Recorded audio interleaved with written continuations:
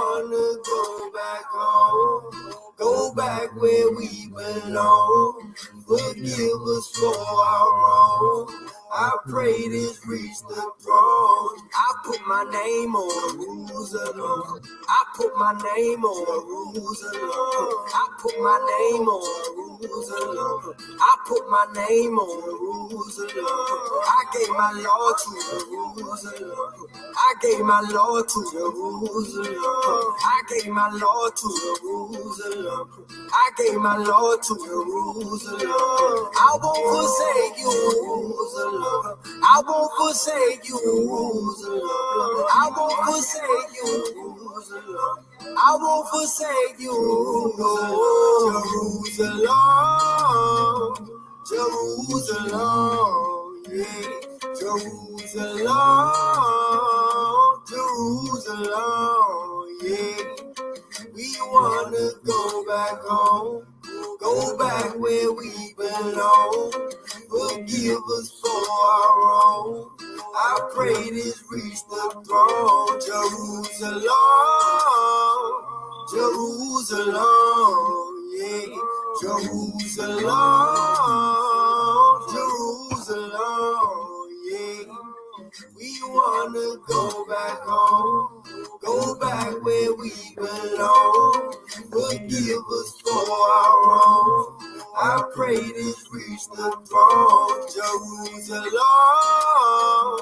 Jerusalem, yeah, Jerusalem,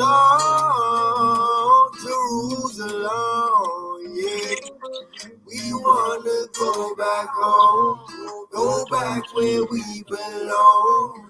Forgive us for our wrong. I pray this reach the throne. Jerusalem. Hallelujah. Hallelujah. All praises, yes indeed.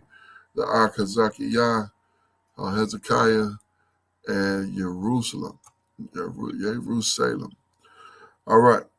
Let's go ahead and get the Abba's prayer in here, and we can go ahead and get started. So here we go.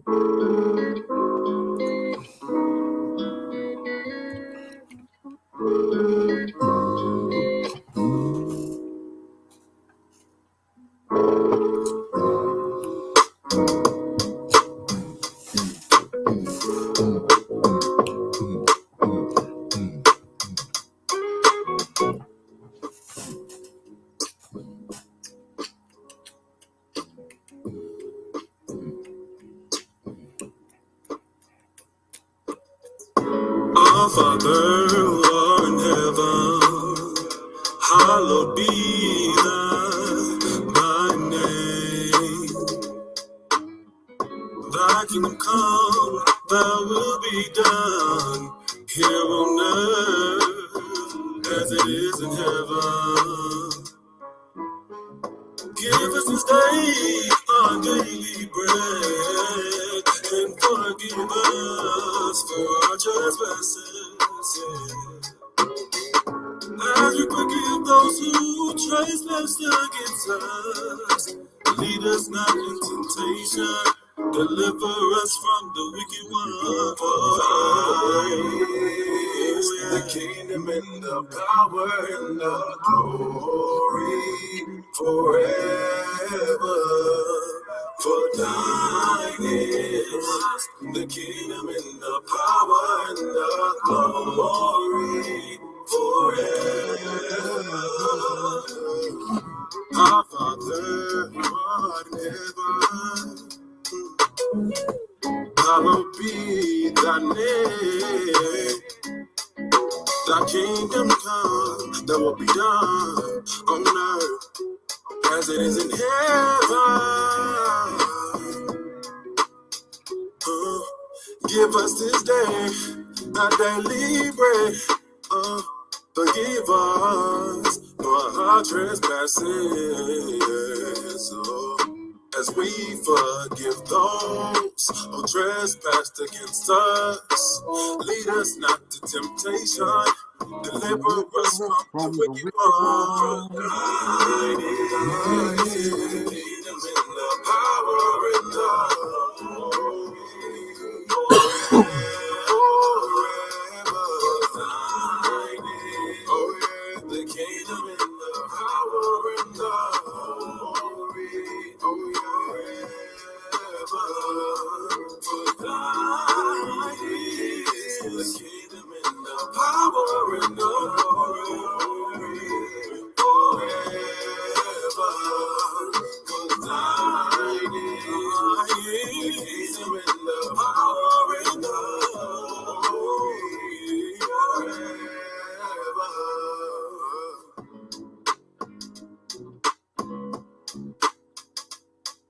My kingdom come, will be done on earth.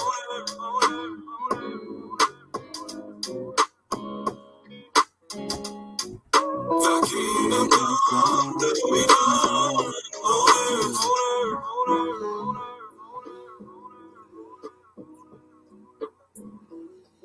Thy kingdom come, will be done on earth. On earth. Hallelujah. Hallelujah. All praises to Abba for another Sabbath day. Let me plug this up here. And let me check my volume here. Okay, I think we're in good shape. Okay, can you hear me all right, Art? Khan, loud and clear, Aki. All praises, all praises. All right, well, Shabbat Shalom, Shabbat Shalom, Shabbat Shalom. This is your Akazaki Yahoo, and I start this broadcast as I will start any broadcast by giving all praise, honor, and great esteem unto the Most High Power Yahuwah, Bahashem, Yahushua HaMashiach, and to the 12 tribes of Israel who are scattered to the four quarters of the earth. I say Shalom Wabarukim, that is peace and blessings. And I cannot wait to the day that the Most High brings us back together. And we are once again 12 tribes, one family, one nation, under the Most High power, under one covenant. Hallelujah. Hallelujah. I'm joined this afternoon by my most esteemed Kenaniah. Shabbat Shalom, Aki. Shabbat Shalom, Aki. Shabbat Shalom, Yasharal. All praises and glory and esteem to the Abba for allowing us to see another set apart day. Hallelujah. All praises to Abba indeed. Yes, indeed. If you have lived like we lived and have experienced what we've experienced, Abba has been magnificent this week, as he is every single week, and have gotten us to another set apart day.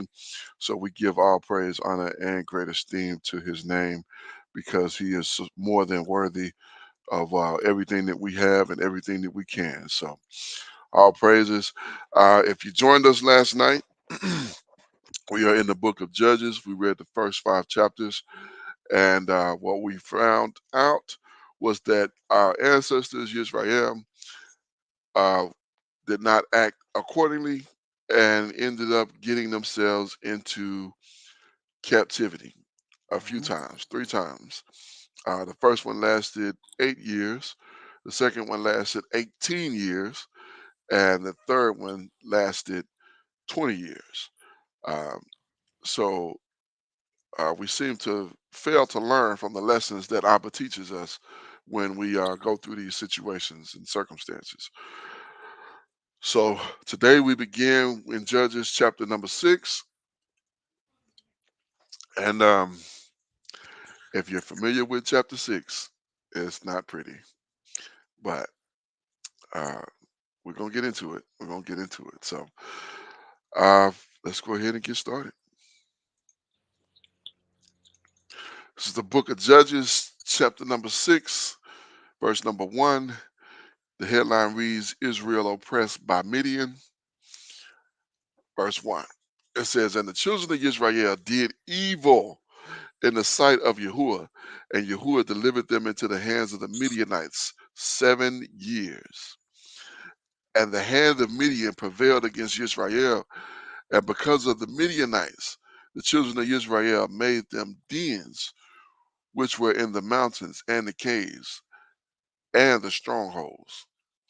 So because of the evil that the children of Israel did, the Most High allowed it. The Midianites, the children of Midian, these are children of Abraham, who came from, we learned about it in Bereshit 25. These are the same ones who were responsible for Joseph going into captivity, who the children of Jacob sold him to the Midianites, as it was interchangeable with the Ishmaelites as well. So, now this is with these other captivities, I think it was 8 years, then 18, then 20 years. So add this. How many was this? This was 7 years. So we were at 46. So we're at 53 years of captivity due to being disobedient. Just coming into the land. just coming into the land. And mind you, that Abba, after those other three captivities, he gave us rest for 40 years in each one of those. And here we are in chapter 6, and once again, another captivity. Uh, this one fairly short, considering the other two, or the other three, I should say. Verse 3. And so it was when Israel had sworn, Siligon had sown, was that sown? Song Khan. Okay. When Israel had sown, that the Midianites came up, and look who's with them, and the Amalekites, and the children of the east, and they came up against them. So they had sown their crops, so they had sown their seeds, expecting to reap, and the Midianites, the Amalekites, and the children of the east. Remember, matter of fact, let's go to it here. Let's jump back real quick to Bereshit 20.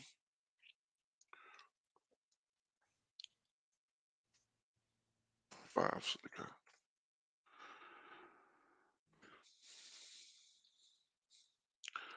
Um,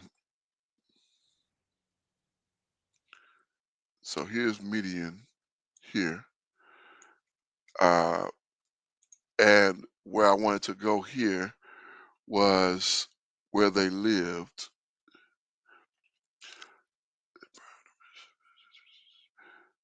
Okay, here. Verse 6 is what I was looking for. So I went down too far. It says, this is Bereshit 25 and 6. It says, but the sons of the concubine which Abraham had, Abraham gave gifts and sent them away from Isaac his son while he yet lived. Where did he send them? He sent them eastward unto the east country. Now, we jump ahead to Judges, and what we're seeing is that the Midianites and the Amalekites and the children of the east were the ones that came up. So basically, Abraham and dealing with Keturah pretty much set this up against us, not on purpose, but it was Midian, his son Midian, the Midianites that came from him. The Amalekites, these are from Esau, and then the children of the east, which would include these ones. So all of these ones are included in that. So we go back to verse 2. Uh, he took verse 1. Then Abraham took a wife, and her name was Keturah, and she bare him Zimran and Yakshan and Medan and Midian and Ishbak and Shua. And of course, their children. All of these were the children of the east. Uh, Also, the east is also the what's known as Arabia. So the reason we see Amalek here is because he's a part of Esau. So he was there with the east in the east as well. The Ishmaelites. All of these are almost interchangeable because they all in that same area and they all keep the same customs and ways. So yes, indeed. Yes, indeed. Verse number 4. And they encamped against them and destroyed the increase of the earth till they came up. So they got till they came unto Gaza and left no substance for Israel, neither sheep nor ox nor donkey. So I mean, we can remember seeing this in the curses in 28 that they're gonna eat up the fruit of your land and the fruit of your ox and all that good stuff. So here we see the curses coming right back, coming straight to us, and at this early juncture of going into the land. Verse 5. For they came up with their cattle and their tents, and they came as grasshoppers for multitude. For both they and their camel were without number, and they entered into the land to destroy it. So they didn't come to break bread. They didn't come to learn about the Most High. They came for destruction. They came for evil. They came to do harm, and that's exactly what they did.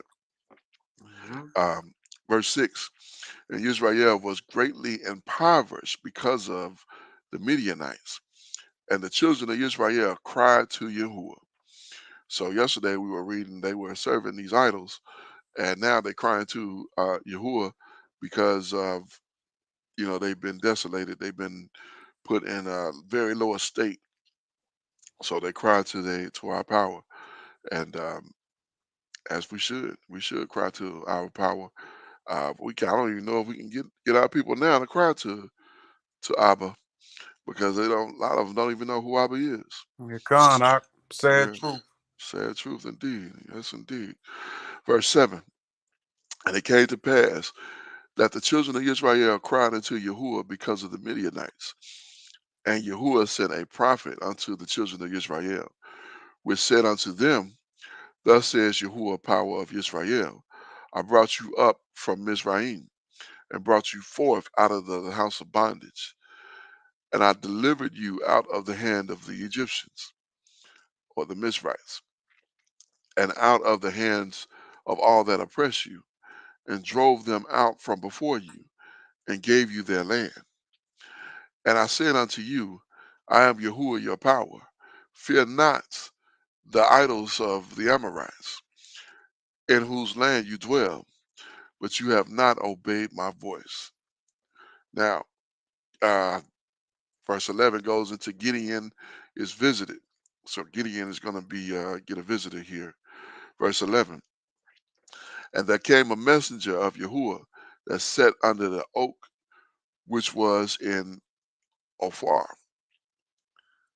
that pertained to Joash, the Amberzite, the Am, Amberzite, Uh, Abizar. Hold on. as Abazite, Abizarite.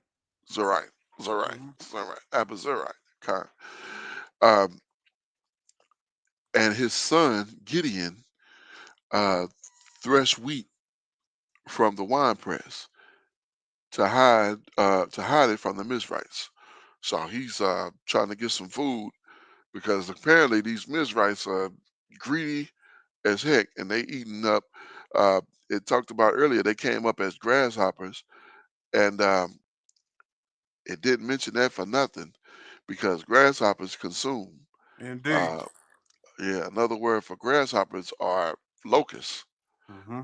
and when you think about locusts, locusts usually are part of a plague, as they come and consume everything. Uh, let's take a look at that. Couple of these words here. Ophar. Oh, oh, yeah, this had to be the first time we see in this one. Uh, of Ra, Mm-hmm. there. Fawn, a Judite, son of um, I don't know, Minothay. Menathe, Menathe, Menathe. A town in Benjamin, approximately 5 miles or 8 kilometers east of Bethel, a place in Manasseh, native place of Gideon, probably located close to Shechem. So this is where Gideon was from, which makes sense. We did see this in Joshua and in a couple of chapters in Judges too, or Judges, but I don't. Strange, I don't remember that one. But let's continue. Let's take a look at Gideon and his name. Get on. Gideon, yeah, it looks like almost like John right here. But skip down. Hewer, his name means hewer, uh, like a youngest son of Joash of the. I'm so look at this word too. Mm-hmm.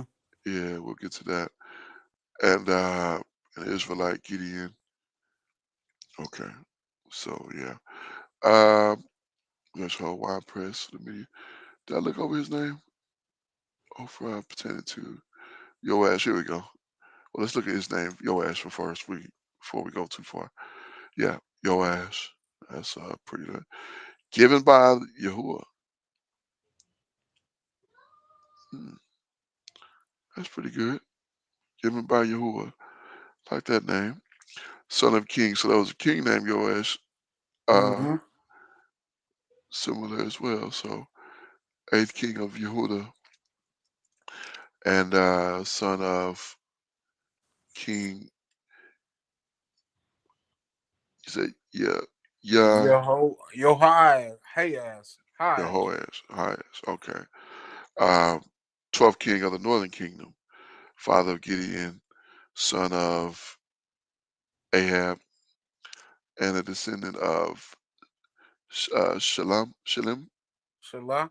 Shalah, son of Yehuda, earlier, either the son of Shechem or the son of Yakim, one of the sons of uh, Shema'ah, Shema'ah Mm-hmm. of Gibeon, who restored David to Ziklag, Ziklag, Zalag, I don't know, Zik, Ziklag. Ziklag. Okay, con. Stars and be like, dang, I'm gonna get this thing right or no. Whew. All right. And then let's look at this word here. Ba'i ha Abiha Iza Ezri. Esri. Habizah Esri. Man, he got 1, 2, 3. Yeah, I see like 5 is the limit. I haven't seen anything over 5 syllables yet. My father is help. Okay, a descendant of Joseph's son, Manasseh. So my father is help. But this so was he from Manasseh? Yeah, Khan. Oh, okay, Khan. I believe it's either Manasseh or Naphtali. I can't remember. But it made me wonder when we were reading he was from one of these cities in Yehuda. Yeah, is that what we saw? Said unto him, fear not, the Amorites in the voice. Well, Ophrah was oh yeah. See, I think they, when we looked at that, there were a couple of usage. yeah, because they had it in a couple of Judite son of Okay, and then the last one it says a place in Manasseh. So yeah, place that's where okay. So yeah, so he was actually in Manasseh. Uh-huh. So but he could have been over there hanging out with them. Not necessarily that he of Manasseh, but because this said according to Yeah, this, that's Yehuda, isn't it? Oh no. well, Yeah. this said the son of Joseph, Joseph's son Manasseh, Okay. or not Yeah, Manasseh, but yeah. And now that I think about it, Gideon is from Manasseh. okay, Yep. yeah. So all right, let's continue. So he's also hiding food from the Midianites because it seemed like they would all be fat. Like we read yesterday, the fat Moabite It's God. who defecated himself after he got shanked in the belly It's by God. the ox. So all right, verse 12. And the messenger of Yahuwah appeared unto him and said unto him, Yahuwah is with you, you mighty man of valor. Like, what? I'm a what? You calling me a what?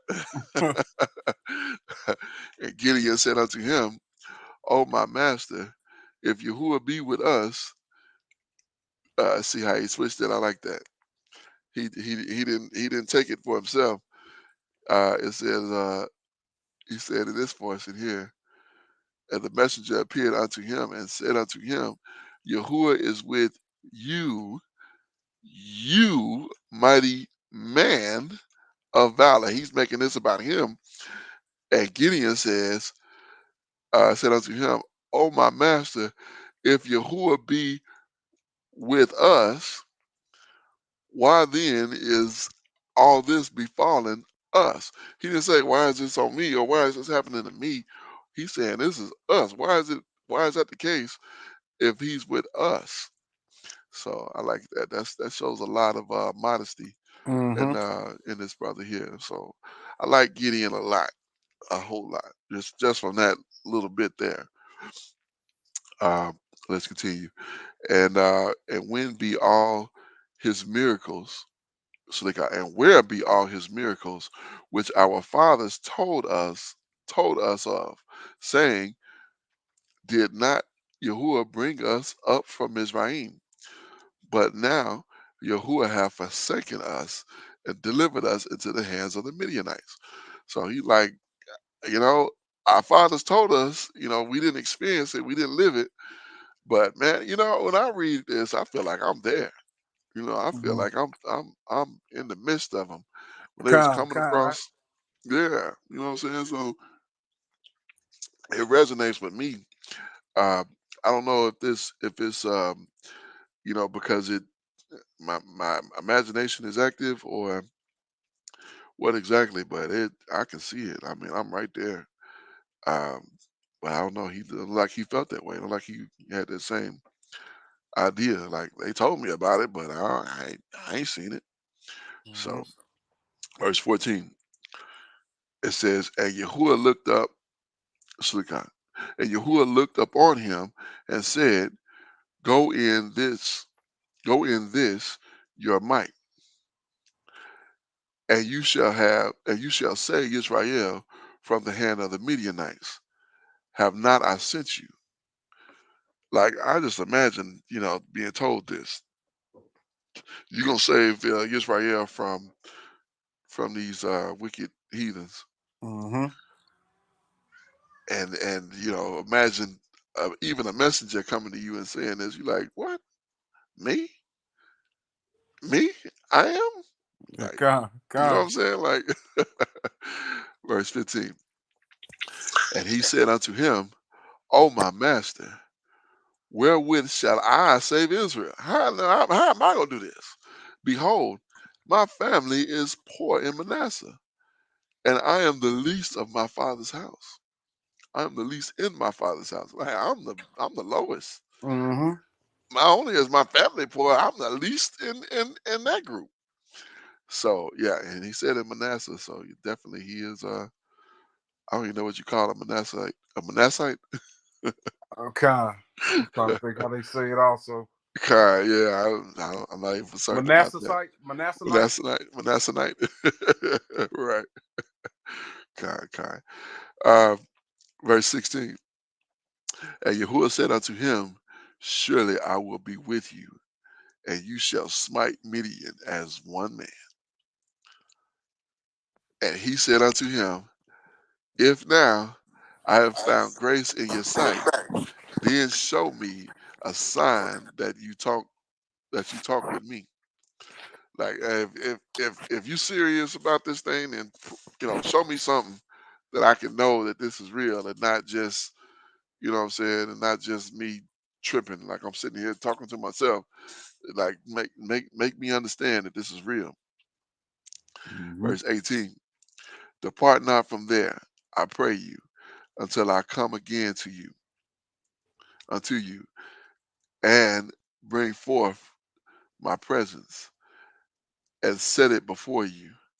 And he said, I will tarry until you come again. Like, I'm gonna stay right here. I ain't moving. I'm gonna do exactly what you said. And Gideon went in and made ready a kid and unleavened cakes and an ephod of flour and and flesh. He put in a basket, and he put the broth in the pot and brought it out unto him under the oak and presented it. So he done went and created a feast. Now, mind you, these Midianites been eating up everything. Mm-hmm. But he done made a feast for this messenger of the Most High. Verse 20. And the messenger of Yahuwah said unto him, Take the flesh and the unleavened cake and lay them upon the rock and pour out the broth. And he did so. He told him what to do and he did it. Then the messenger of Yahuwah put forth the end of his staff that was in his hand, and touched the flesh of the unleavened cake, touched the flesh of the unleavened cakes. And there arose up fire out of the rock and consumed the flesh of the unleavened cakes. Then the the Malachim of Yahuwah departed out of his sight. So he done performed, not performed. He done this amazing feat, and then he disappeared. So let me ask you something, Mike. Uh, In your understanding, is this messenger? Is this Mashiach? I believe so. I I think definitely so as believe well, Mike. so. Yeah, I believe so because when we go back, it doesn't say, even though he doesn't say, I brought I brought you out of the land of Egypt. Gideon said that. He didn't say, I brought you out of Egypt and I did this for your fathers. But I believe this is still him that came a messenger out of Yahuwah, set under an oak, kind of similar to how he appeared to Yahshua in chapter Mm-hmm. 5. But he didn't say, uh, I am Yahshua, or I am the one who brought you out of Egypt. Uh, he's not saying that here, but I still think it's him. I think most of all of these were him, uh, as I understand it. Uh, Coming into you and presented it. He did so. Depart out of his sight. Okay, so we're at 22 here. Verse 22. And when Gideon perceived that he was a messenger of Yahuwah, Gideon said, Alas, O master, power, for because I have seen a messenger of Yahuwah face to face. Like, I can't believe this.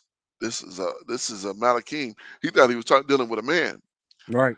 He was thinking this was maybe a prophet of some sort, but no, this is actual Malachim.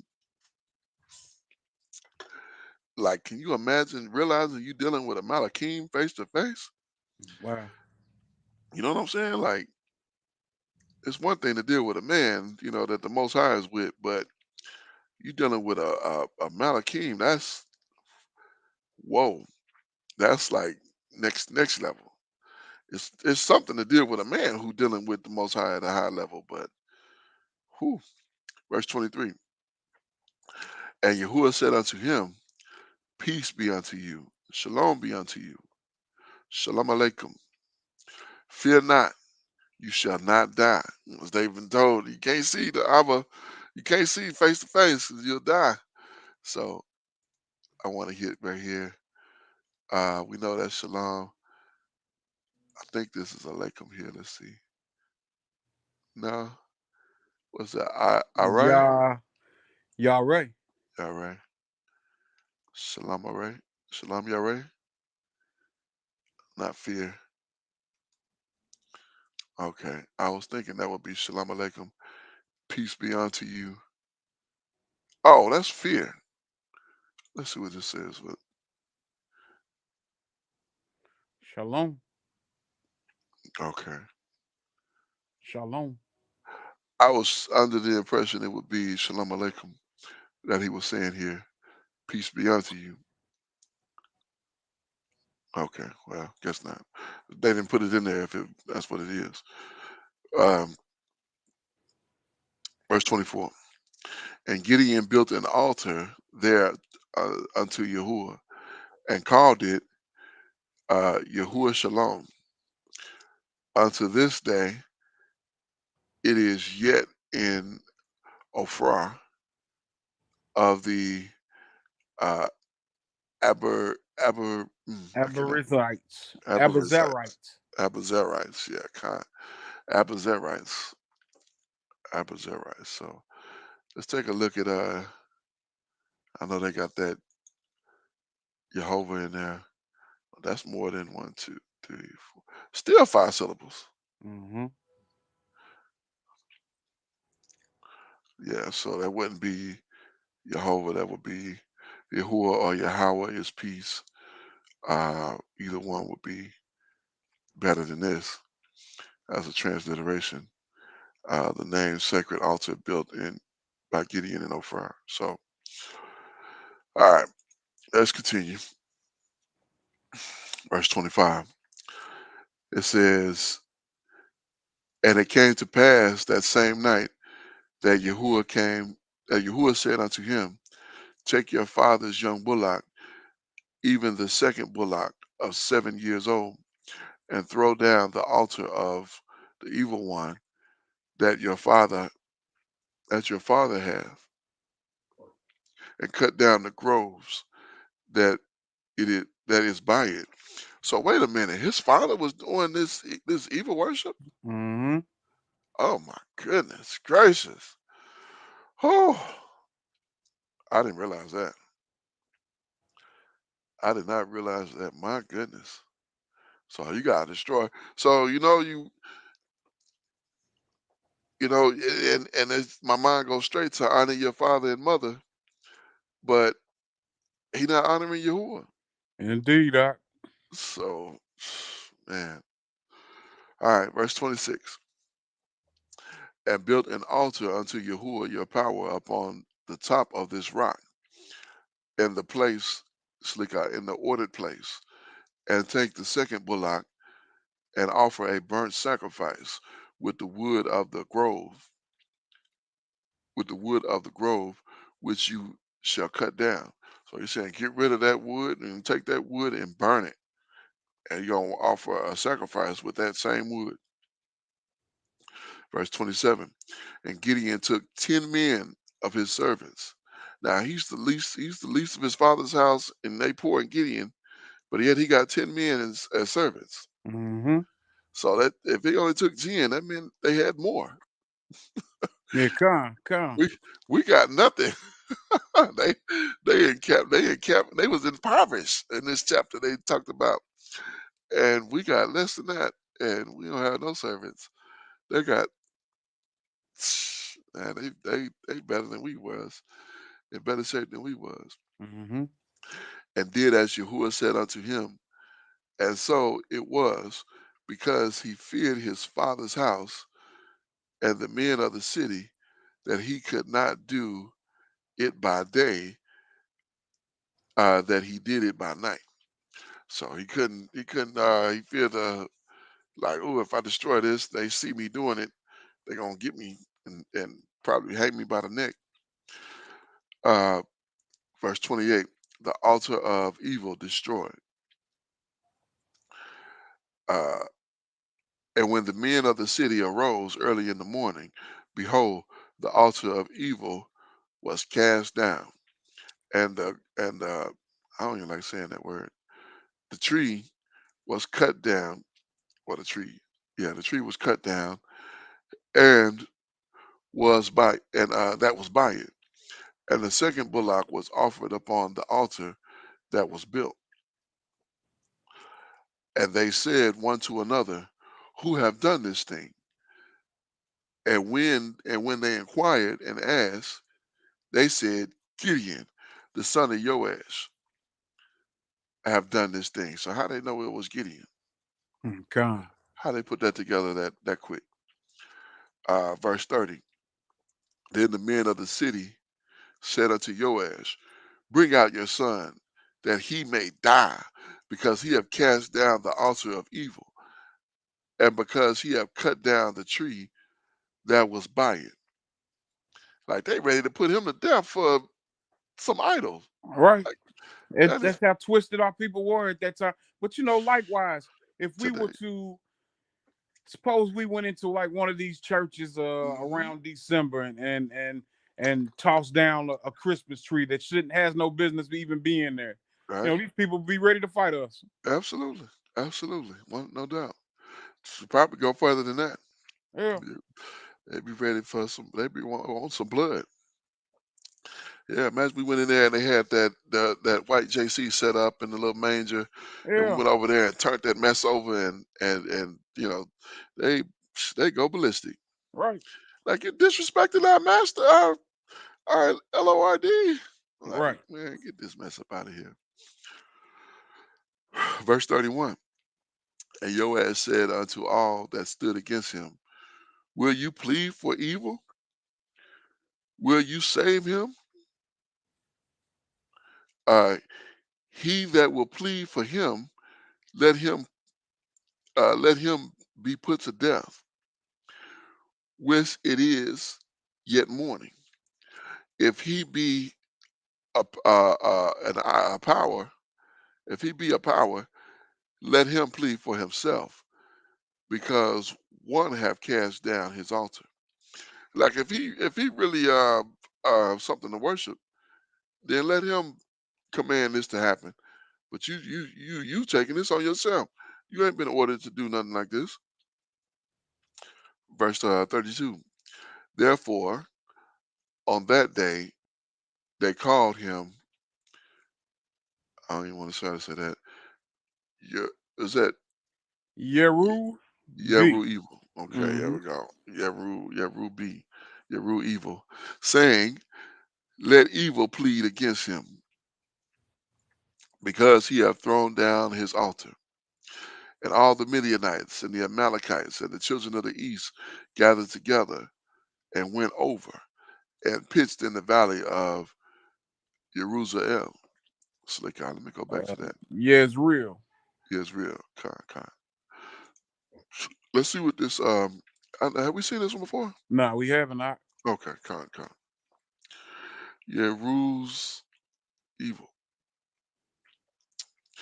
Okay, so let the evil contend, and they given to Gideon by his father when he destroyed. So that's what they called Gideon. Yeah. Yep. Oh, okay. I didn't get that. Therefore, this day he called him. Okay, I thought so. He was calling him. Gideon, he was calling Gideon. And him there is Gideon. I didn't. I didn't attest that to that. And honestly, I kind of feel like even with that name, and we know that that name is really it's mocking that evil one, Mm, but we were commanded not even to speak those names. no. I don't even want to be, especially knowing better. No, I don't even want to do that. That's why I would say just evil in the place of that, of these, even that tree. I said it once. I didn't mean to say it then, but I'll just say tree in the place of that one, Mm-hmm. um, because we don't want to be doing that. Um, and I know Abba know it's not in my ruach to try to big up these idols, but I wouldn't want somebody taking a sound bite of here's Hazaki Yahoo, Hebrew Con, Israelite con, saying, what I'm saying? yeah, con. So, verse 33. Then all the Midianites and the Amalekites. Oh, we just read that one. And pitched in the valley of Israel. Okay, so we're at 34. But the Ruach of Yahuwah came upon Gideon, and he blew the trumpet. And he blew a trumpet, and I never get this name. Ab Abazir, Abiezer. Abiezer. Abiezer was gathered. Was ga- was gathered after him. Abiezer. Who is Abiezer? That was his father. Mm, Let me go I'm back. not sure. Is that? As I was thinking, that was that other name that I had problems with, but let's take a look at that. 44. H44. I.E. Yazer. My father is help. A Midianite, uh, a Manassite. Look, that's how we said a Manassite Mm-hmm. called son, called son of Gideon, also son of Gideon's sister, a Benjamite warrior of David. So we saw this in Joshua, and we see it here. So we haven't seen this since Joshua 17. Let's see what it was there. Yep, the same thing. And the children of Abiad, I don't know how to say that. One of the children of Helek. So yeah, when it was running through the particulars. in Joshua. So, all right, let's continue. Verse 35. And he sent messengers throughout all Manasseh, whom also was gathered after him, and sent messengers unto Asher, and unto Zebulun, and unto Naphtali, and they came to meet them.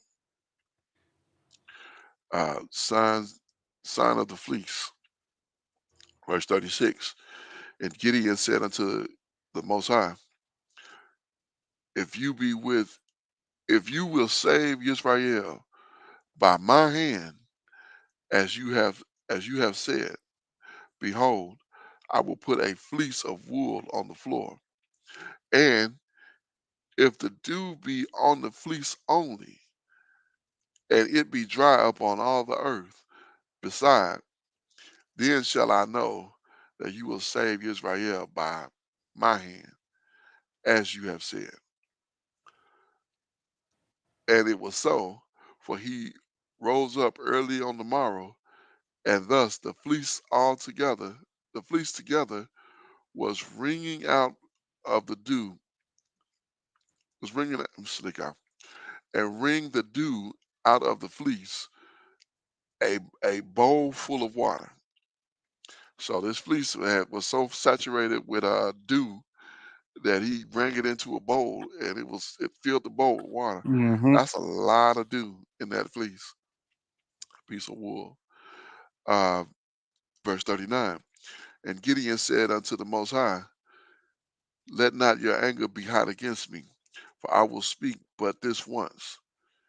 Let me prove, I pray you, but this once with the fleece. Let it now be dry only upon the fleece, but upon the ground let there be dew. Like, just so I know this wasn't a fluke, just so I know this wasn't, just my imagination. Now leave the fleece dry, and let the dew be on the ground. Okay. Verse 40. And the Most High did so that night, for for it was dry upon the fleece only, and there was dew on all the ground. So now he's got his clarification. He's got his clarification. So now he knows exactly what's going on. So yeah, yeah, okay. So they calling him that name, so-called name. Like, I much rather Gideon. Indeed. Yes, indeed. All right, chapter 7, verse 1. Gideon's 300 chosen men.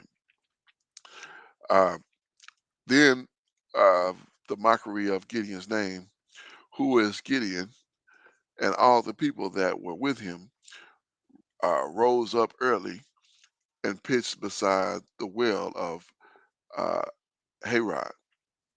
Harod. Let's see who that Harod is. Let's continue. So that the host of Midian were on the north side of them, by the hill of Moreh in the valley. All right, let's check out this Harod here. And then Harad. And Harod. Hmm. How they get Na in there? Spring of Herod. It's like Herod. Mm-hmm. It is Herod, isn't it? Here come. Huh. So I wonder, it's just close to Edom. Is where this place is. Okay, hold on. Camping place of Gideon, Israel, in the hills of Moreh. Because we look at Manasseh, the fountain, trembling, a place in Palestine, a well of Herod. That's why I'm just saying Herod, because I didn't think that was Herod or her, the Edomite. Mm-hmm. So I'm like, this is Manasseh. Yeah, it's the first time we're seeing that. Uh, let's see what this Moreh is. This the same Moreh as we thinking teacher? Yep, God, it is. Okay. All right, well, let's continue. Verse 2. And Yahuwah said unto Gideon, the people that are with you are too many for me to give the Midianites into their hand. Lest Israel uh, valiant themselves against me, saying, mine own hand have saved me. Yeah, they will do that. They will do that. Now, therefore, go to proclaim in the ear of the people, saying, whoso is fearful and afraid, let him return and depart early from Mount Gilead. And there returned of the people 22,000, and there remained 10,000. So hold up, 22,000. So this is over 30,000 people, Yeah, come. 30,000 men. My Yep. goodness, no wonder he like this is too many. So they got what 30? You talking 32,000? Shoot, I don't know how many million. Well, they said it was innumerable Mm-hmm. with them and their camels, but still. Verse 7. Sneak out. Verse 6, verse 4. And Yahuwah said unto Gideon, the people are yet too many. Bring them down unto the water, and I will try them for you. And I will try them for you there. And it shall be that whom I say unto you, this uh, this shall go with you. The same shall go with you, and whomever I say unto you, this shall not go with you, the same will not go. And he brought down the people unto the water, and said, uh, Yahuwah said unto Gideon, every one that lappeth the water with his tongue, as a dog lappeth, him shall you set, Salika, him shall you set by himself. Likewise, every one that bowed down upon his knees to drink. So whoever lap it with their tongue like a dog, Uh-huh. that's an interesting thing. And then whoever get on his knees to drink, so they put their face in the water like they never had water before. Verse 6. And the number of them that lappeth, putting their hand to their mouth, there were 300 men, and the rest of the people bowed down their knees to drink water. So they was bowing like he didn't appreciate that. It's almost like they was bowing to like they was bowing to it on their knees.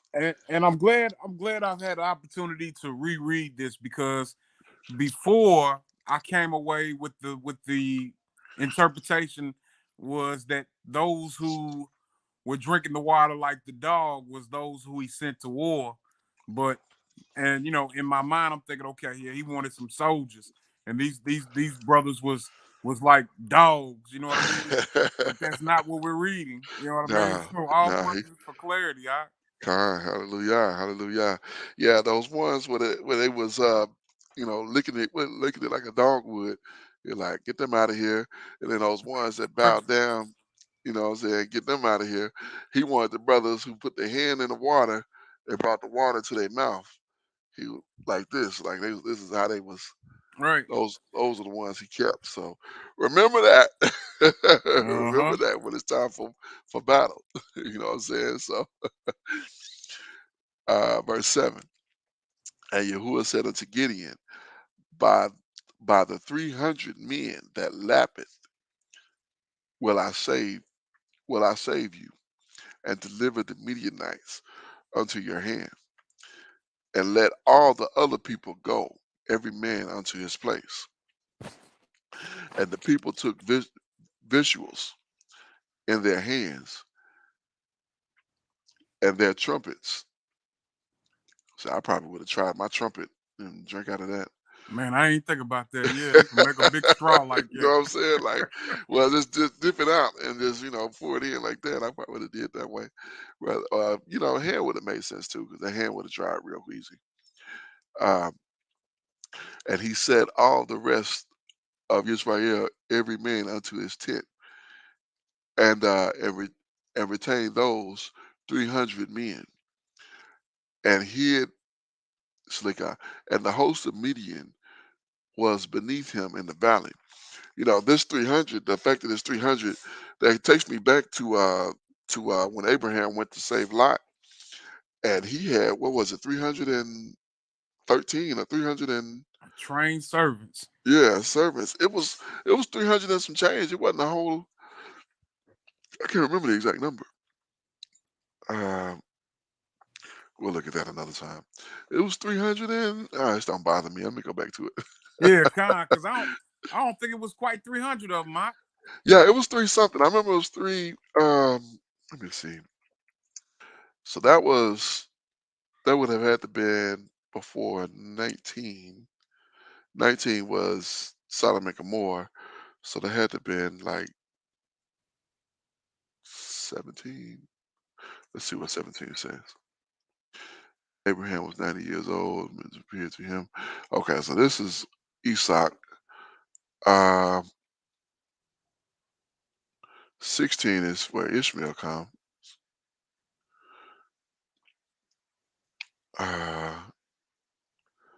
15, where it came to Abraham in a vision, fear not.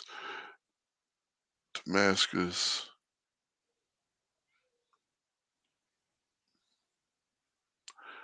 That's where the covenant was made. 14.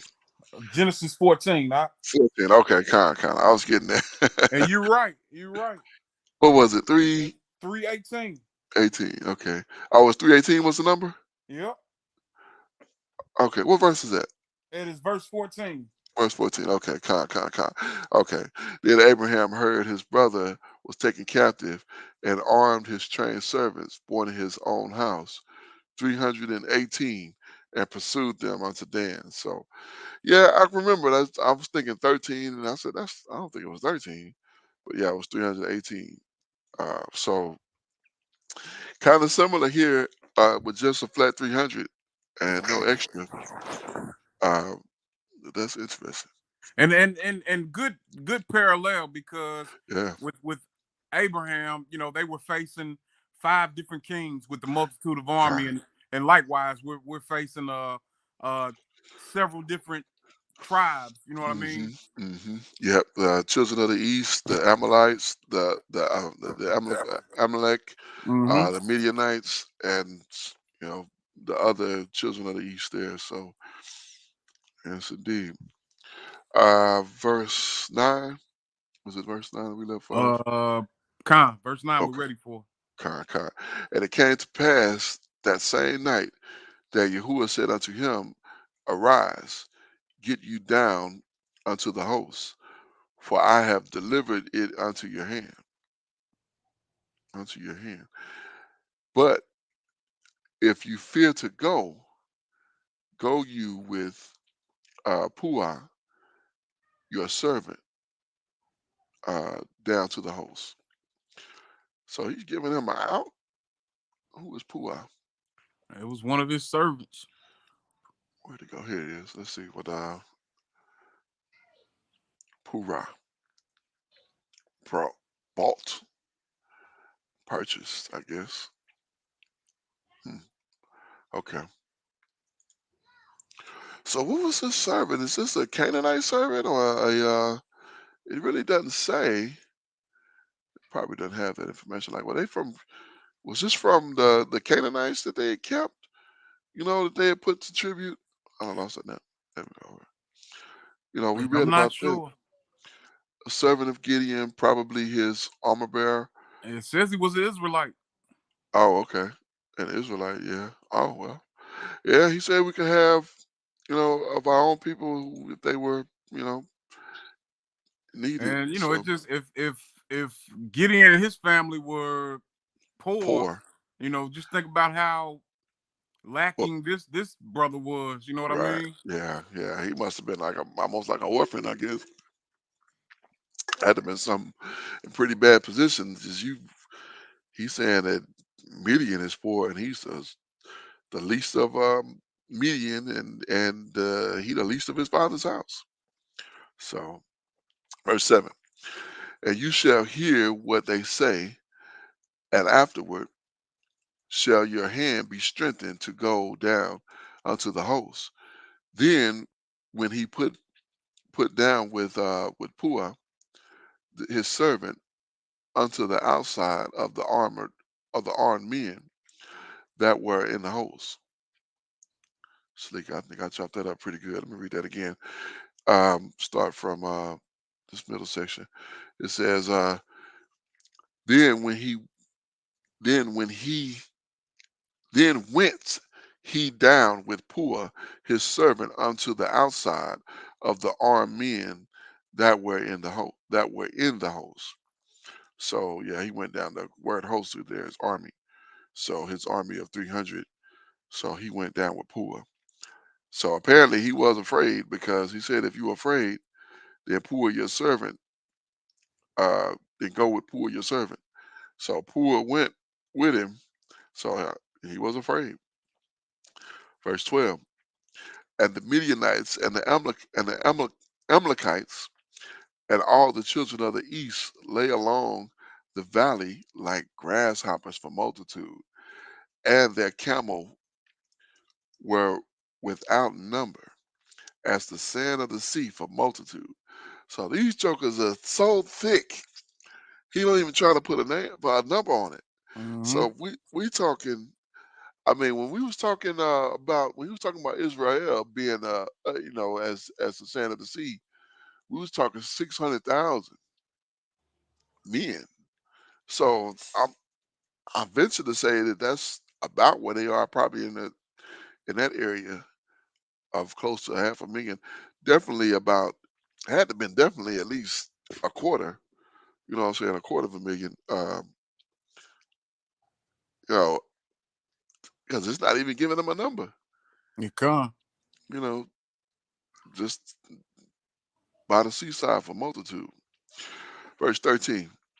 And when Gideon was come, behold, there was a man that told a dream unto his fellow, and said, behold, I dream a dream, and lo, a cake of bread, of bread, trembled unto the host of Midian, and came unto a tent, and smote it that that it fell, and overturned it, and the tent lay alone.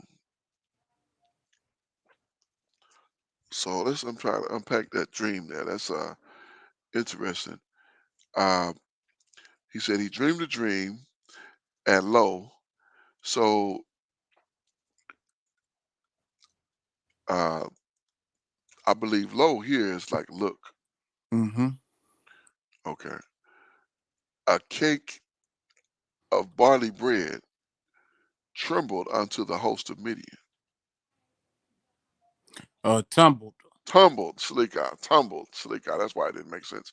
So it tumbled unto the host of Midian, and came unto a tent, and smote it that it fell, and overturned it, and the tent lay alone. So yeah, so it tumbled into the okay, and it took down that tent. So basically, his dream showed Midian getting whooped. Mm-hmm. Hallelujah. Oh yes, indeed. All praises. Verse 14. And his fellow answered and said, this is nothing else save the sword of Gideon, the son of Joash, a man of Israel. For unto the hand of for unto his hand have the Most High delivered Midian and all the hosts. Now these brothers consider now it's 300 of y'all. It's 300 of us, I should say. And these jokers is innumerable. You know what I'm saying? So you got to be some pretty ice water in the vein type of brothers to roll up against an innumerable amount of heathens, and it's 300 of y'all.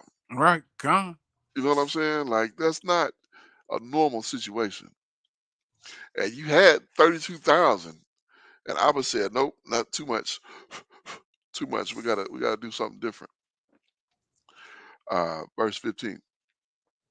And it was so When Gideon heard the telling of the dream and the interpretation thereof, that he worshipped and returned to the host of Israel and said, Arise, for Yahuwah hath delivered unto your hands the host of Midian. So he was strengthened by that dream.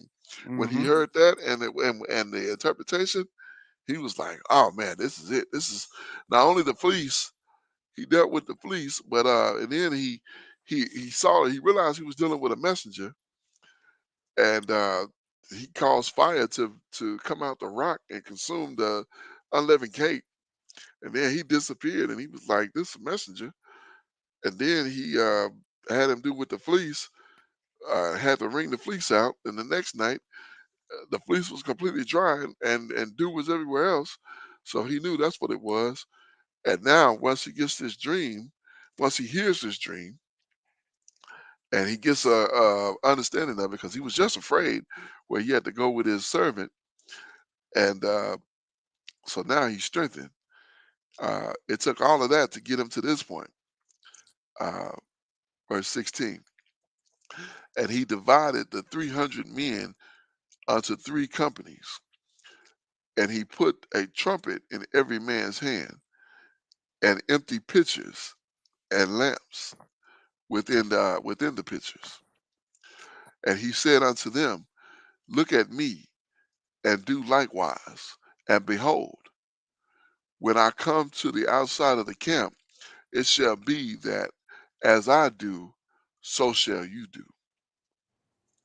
And when I blow a shofar, a trumpet, let me just double check that too. I'm gonna go back to that in a minute. Uh, and I and all that are with me then blow the trumpet also, and every side of all the camp, and say, The sword of Yahuwah and of Gideon. The sword of Yahuwah and of Gideon. Mm-hmm. That's pretty cool. Let me see that word for trumpet here. It is so far. Okay, con. Trying to make sure I wasn't butchering that. All right, verse 19. Confusion of the enemy. So Gideon and the 100 Slicha. So Gideon and the 100 men that were with him came unto the outside of the camp and began of the middle watch, that they had put Slicha, Slicha, that they had new had but newly set the watch, and they blew the trumpet and brake the pitchers that were in their hands. So they blew the trumpet and they broke the pitchers. Now you talking about 100 people doing this. So this is a lot of noise. Mm-hmm. You know what I'm saying? Not just a little one person like, oops. And the 3 companies blew the trumpets and brake the pitchers and held the lamps in their left hand and the trumpets in their right hand and blew withal. And they cried, and the sword of Yahuwah and of Gideon, verse 21. And they stood every man in his place round about the camp, and all the hosts ran and cried and fled. So they were like, "What is going on? Right. We'd have been breached, and I don't know who's what." And mind you, it's pitch dark out there as well. And the 300 blew the trumpets, and Yahuwah set every man's sword against his fellow, even throughout the host. And the host fled in uh, Beth Beth Shia The tie. Shatta, Beth Shatta, in Zoranath, Zerah. Zerah, Salika, Zerah, Tolaki, and the border of uh, Ab- Abel Mo, Abel Mo, Mahola. Mahola, Abel Mahola, unto uh, Tabath, Tabath. Tabath.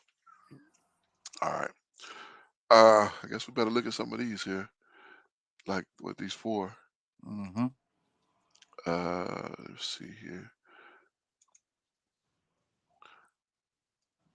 Bath had Shitha. Tha. Uh, House of the what is this? The Okay, acacia. acacia tree, or a place of acacia. Unknown location, perhaps acacia trees. All right, so this is the only first and only place we see that. All right, and let's check out this Sid Yara. Mm-hmm. Sid Yara. Okay. Oppression. Did we see that already? I don't remember that. No, no. First and only place. Oppression. So that's a. They probably was calling it that because of what they were going through. Um, I bet. I don't want to say that. Uh, Meadow of Dancing, a city in Issachar, birthplace of Elisha. Oh, birthplace of Elisha. So yeah, this is the first place we see that, and then we'll see it again in Judges, or the Kings. I mean, First Kings, and Tab Tabath, Tabath. Uh, Celebrated, Mm-hmm. site unknown. Gilead pursuit of Midian stopped. Site was unknown. I like when they say site unknown. 'Cause that tells me they ain't just making stuff up. East of Jordan, Tabath, Tabath. Gideon's pursuit of Midian ended. So yeah, that's the only place we see that one as well. All right, let's continue. Verse 23. And the men of Israel gathered themselves together out of Naphtali and out of Asher and out of Manasseh, and pursued after the Midianites. And Gideon sent messengers throughout all Mount Ephraim, saying, Come down against the Midianites, and take before them the water of Beth and Jordan. Then all the men of Ephraim gathered themselves together and took water unto Bethbar, Bethbar, Barah. Bethbarah, and Jordan. And they took two princes of Midian, uh, Oreb, Oreb. and Zeb. Zeb. Okay, I was gonna say Zeeb. Zeb. Okay, kind that makes sense. Uh,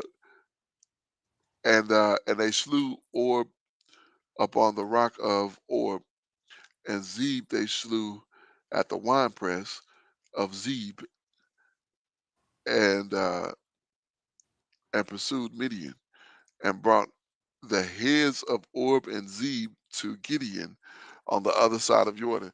So they took their heads off. See, we be thinking that's just an Edomite thing, but nah, that's how you did it. Mm-hmm. Get rid of they. That's how you know they ain't coming back. So Oreb means raven,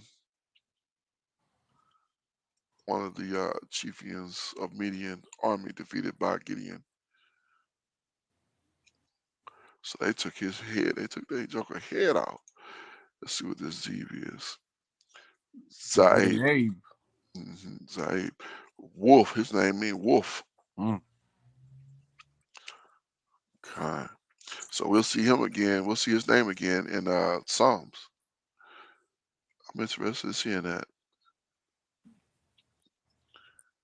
Make their nobles like, oh, okay.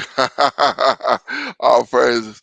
Make their nobles like Orb and like Zeb. Headless. Take them out, take their heads off. Hallelujah. Hey, now we know what that means. Mm-hmm.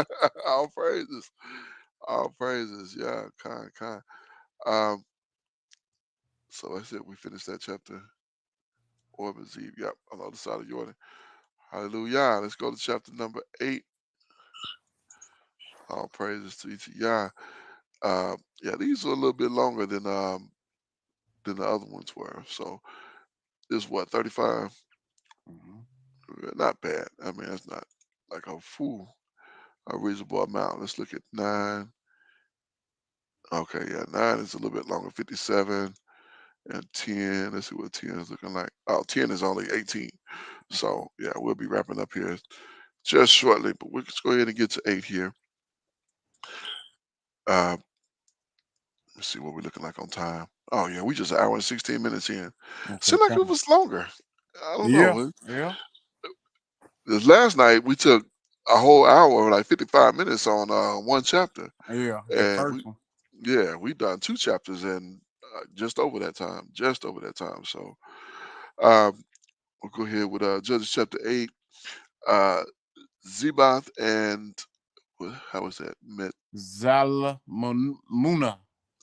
Zalmunna routed. Okay, so Zebath and Zalmunna routed. Judges chapter 8, verse 1. It says, "And the men of Ephraim said unto him, Why has you served? Why have you served us this that you that you that you called us not when you went to fight with the Midianites?" And they did chad with him sharply. So wait a minute. And the men of Ephraim said unto him, Why have you served us? Why have you served us this that you called us not when you went to fight against the Midianites? Like they mad because they didn't get a chance to get into the fight. They could, what was they doing? Your con. You know what I'm saying? Like they didn't hear all this noise. Like what was they doing? They're just sleeping. Man, come on, I'll be tripping. Ephraim, uh, verse 2. And he said unto them, What have I done now in comparison to of you? In comparison of you. Is that right? Comparison? Con. Okay. Of you. Is not the gleaning of the grapes of Ephraim better than the vintage of Abazar? Abiezer. Abiezer? Slick guy. Abiezer. Most High have delivered unto your hands the prince of Midian, Orb and Zeb. And what was I able to do in comparison of you? Then their anger was uh Abated. abated. Slick guy. I don't know. I feel to say abstain. I'm like, there's no S in there. Abated towards him. Then he had when he had said that. So they were done with being angry with him when he explained it that way. And Gideon came to Jordan and passed over. He and the 300 men that were with him fainted with him, faint, yet pursued them. So he said him and the 300 that were with him. So they didn't lose anybody. Con. All praises. See how they slipped that in there without saying it directly. Like him and the 300 that were with him, faint, yet pursued them. Oh, so was this saying that they were faint, like they were tired, Yeah, exhausted? they were tired, but they still Okay, pursued after. they still did. Okay, okay, got that. Praise Yah. Verse 5. And he said unto the men of Sukkot, Give, I pray you, loaves of bread unto the people that follow me, for they be faint, and I am pursuing after Zebah and what was that second name? Zalmuna.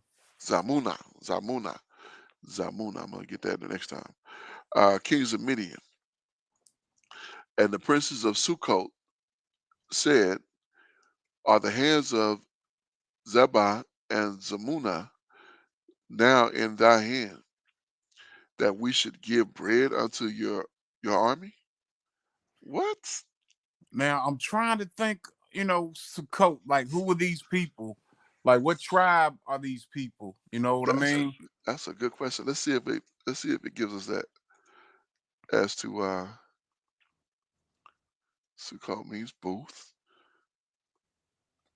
First stop that we left in English, and then we left Mizraim. So these are Gadites that are saying this. What in the world is wrong with them? Children of Gad, y'all talking about we got to give y'all bread? Right. For, like y'all know what we doing? What's wrong with y'all? But that's Israel. That is Israel. Oh my goodness. Verse 7. That sound like our people, honestly. Indeed, Yeah. you know, on a historic level, historians say that the Israelites were up until the time of King David or maybe Shaul. Mhm. They say that they were loosely federated tribes, meaning that they weren't really all together. Like, you know what I mean? And Yeah. that's kind of what that reminds me of. Like, why wouldn't you give your brothers bread? You know what I Right. mean? Because you're not looking at them like brothers. You're looking at them like, oh, these just some Negroes who, you know what I'm saying, over here begging. Yeah. Like, come on, man. Y'all tripping. Yahuwah done delivered, us from the Midianites, and we trying to finish it off. And all we asking for is some food. Now, I know things are tight, but we getting rid of the Midianites. The reason things been tight. Mm-hmm. Y'all tripping. Verse 7. And Gideon said, therefore will Yahuwah have delivered Zabath and Zamunah into my hand, then I will tear your flesh with the thorns of the wilderness, and with was that bears? Briars. Briars. What are briars?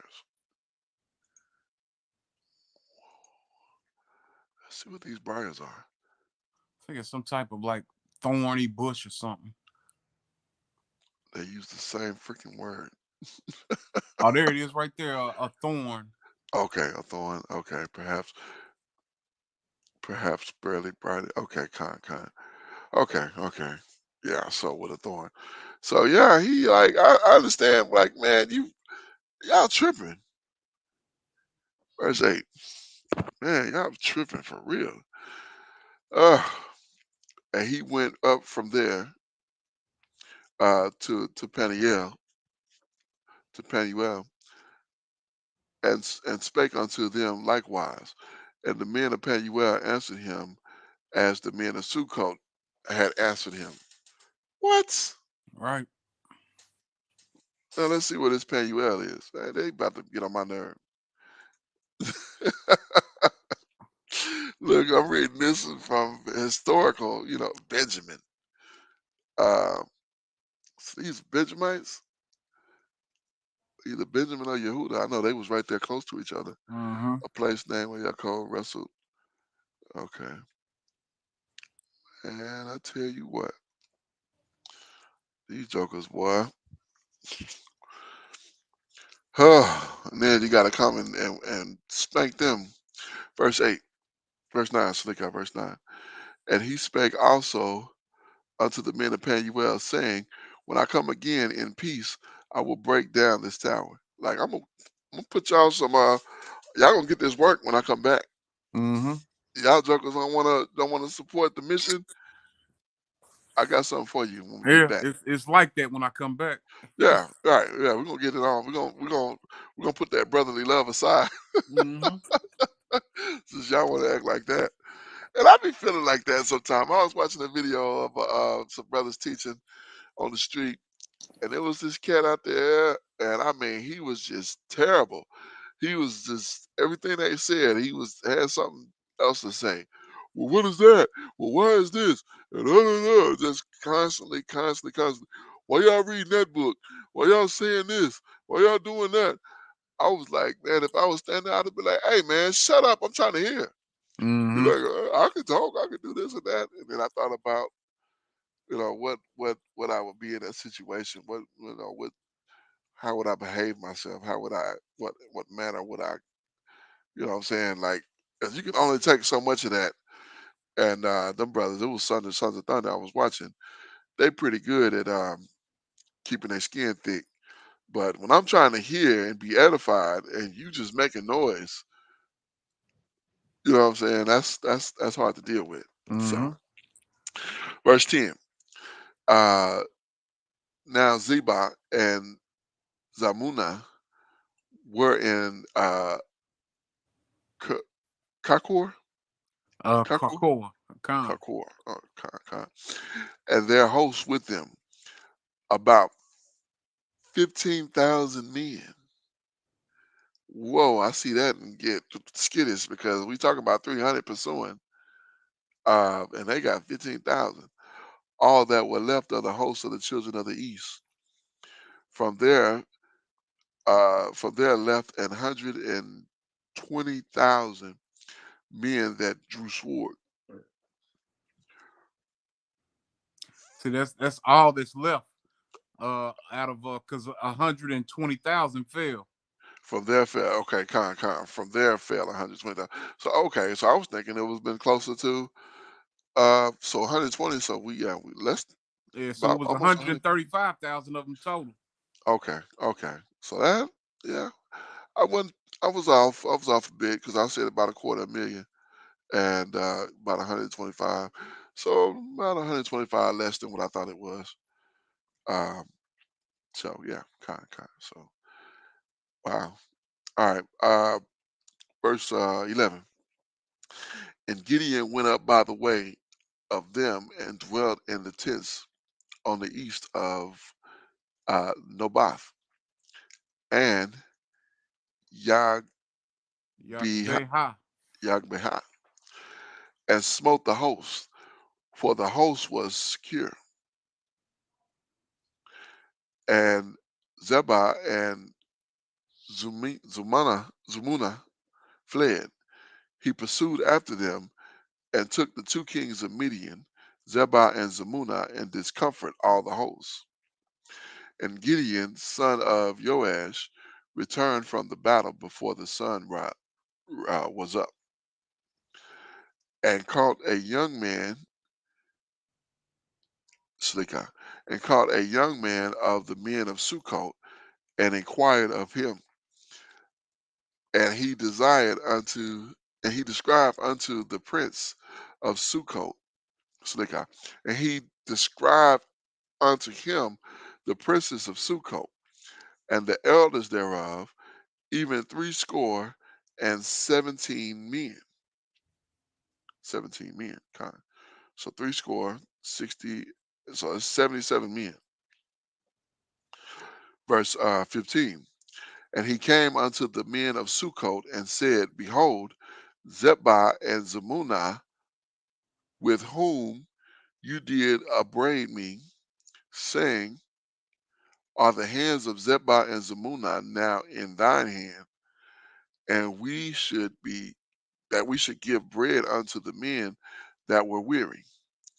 And he took the elders of the city and thorns of wilderness and bears, and with them he taught the men of Sukkot.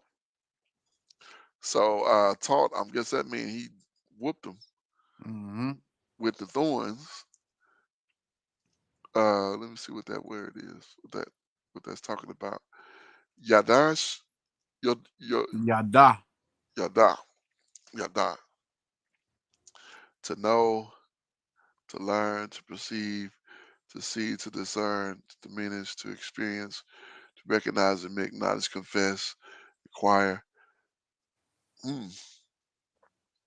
I was thinking it would be more if he like was popping him with it, but yeah, it didn't really say that. Well, let's continue.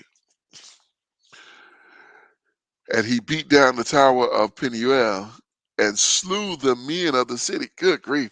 So y'all not gonna help us. Y'all not good to us. You got to go. Yeah, Khan. Slew the men of the city. Man, I don't know. Yeah. I understand, but man, that would be hard for me to have to turn my hand to my brother. You know what I'm saying? Even though they tripping, they bugging out. Verse 18. Then said he unto Zabad, and I thought they was dead. Nah, they still got him with them. Oh, they took him. Okay, con. Yeah, he did say they took him. I'm Mm-hmm. thinking they when he said took, I'm thinking like took their life, but he said took. Okay, con. So he said unto Zabad and Zamunah, what manner of men were they whom you slew in Tabor? And they answered, as you are. So were they. Each one resembled the children of the king. And he said, they were my brethren, even the sons of my mother. As Yahuwah live, if you have served them alive, if you had saved them alive, I would not slay you. Oh man, you done killed my brother, so now I gotta do you in. And if you hadn't Con. done it, then I would have saved you because you know we distant relatives. But no, you let's see what he say. Verse 20. And he said unto Yether, his firstborn, up and slay them. But the young drew not his sword, for he feared because he was yet a youth. He trying to get his son up there, like, look here, handle this. Right, Take right. take Get your care of these. first kill. Right, yeah.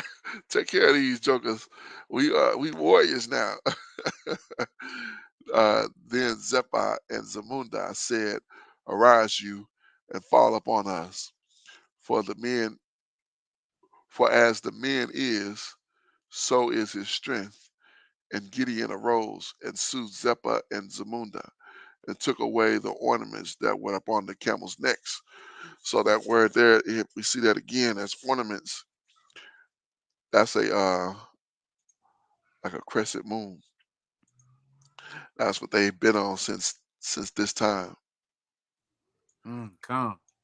Yeah, that's what they was keeping a round pendant for the neck of a ornament, round tire like a moon. So that's what they wore. They was that was that BAAL worship, and you wonder why Islam got that same symbol and they, you know what I'm Con. saying, in they stuff now. Yeah, Con. yes indeed. Verse 22. Then the men of Israel said unto Gideon, rule rule you over us, both you and your son, that your son's sons also, for you have delivered us from the hand of Midian. Like it wasn't me, it was Yahuwah. Mm-hmm. And Gideon said unto them, I will not rule over you, neither shall my sons rule over you. Yahuwah shall rule over you. He gave esteem to the father as he should have. And Gideon said unto them, I will desire, I will desire a request of you. I would desire a request of you that you would give me every man an earring of his prey for his prey. For they had golden earrings because they were Ishmaelites. What? Yeah, so there we go again. Like we see the Midianites and the Ishmaelites used interchangeably. Khan. Yeah. So this is okay. So he was talking to the Midianites. Deliver us from Midian. And Gideon said unto them, hold on, wait a minute. I'm tripping now. Let me read that again because I think I messed that up. That's why I didn't quite get what we was reading. Mm-hmm. Let me start back at verse 22. It says, then the men of Israel said unto Gideon, rule over us, both you and your sons, for your sons also, for you have delivered us from the hand of Midian. And Gideon said unto them, the men of Israel, as we saw here, the men of Israel, I can't point to it, I got to use the mouse. All right. Then Gideon said unto them, again, that them is the men of Israel, I will not rule over you, neither shall my son rule over you, for Yahuwah shall rule over you. And Gideon said unto them, still them, the men of Israel, I will desire a request of you that you give me every man the earring of his prey. Oh, okay, of his prey. Okay, Salika. That's what I missed. I was thinking he was talking about these men of Israel, but he's saying an earring of your prey, meaning that one that you done put to death. Give me an earring from each one of them. For they had golden earrings because they were Ishmaelites. As you can see, yes, like you pointed out, the Midianites and the Ishmaelites, they're using that interchangeably right here in the text. But I was thinking he was talking to these men of Israel, which he was, but he was saying, give me the earring of your prey. So don't, okay. I was thinking he was like, give me your earring, but I missed that of your prey there. So yeah, that's why I was like, wait a minute, am I tripping? All right, verse 25. And they answered, we will willingly give them. And they spread a garment and did cast therein every man the earring of his prey. And the weight of the golden earring that he requested was 1,700 shekels of gold, besides ornaments and collars and purple raiment that was the king of Midian, and besides the chain that were about the camels' necks. So he took all that stuff. Give me all that stuff. Mm-hmm. And Gideon made an ephod thereof and put it in the city, even in or Oraph, Ophrah. Ophrah. And all Israel went there a whoring after. Oh my goodness. Right.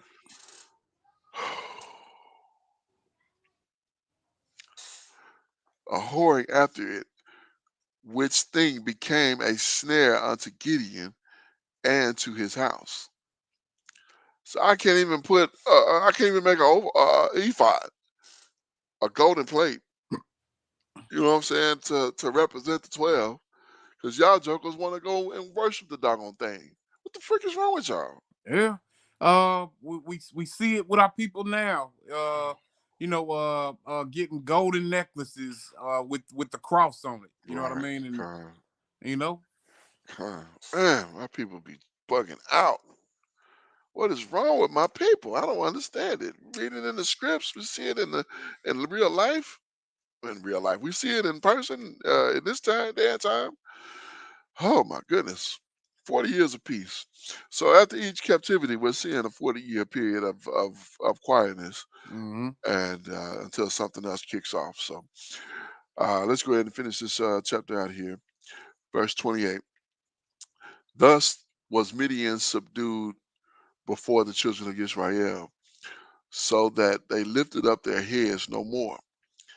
And the country was in quietness 40 years in the days of Gideon.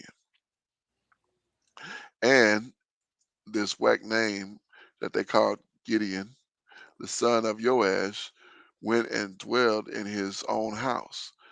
And Gideon was 80, Slicka, and Gideon had 80 sons of his body begot, for he had many wives. Hold up, let me unpack that for a minute. He Right. had 80. He had 70 sons. Con. Wow.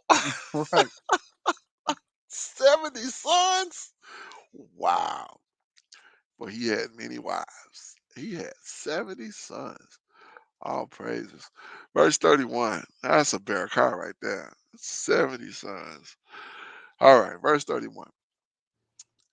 and his concubine was in Shechem, and she also bare him a son, whose name he called Abimelech. Abimelech. Abimelech? Abimelech. Now I remember Abimelech.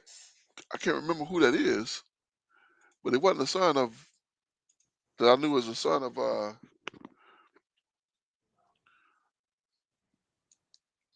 father or my king. My father is king. Oh wow! She named her son that my father is king. So even though he said he didn't want to be king, King of Gerar in Abraham's time, the King of Garth in David's time, Philistine king, son of Gideon by the concubine, a priest of Amarah. Seemed like I remember Abimelech somewhere else, but I can't remember where it was at.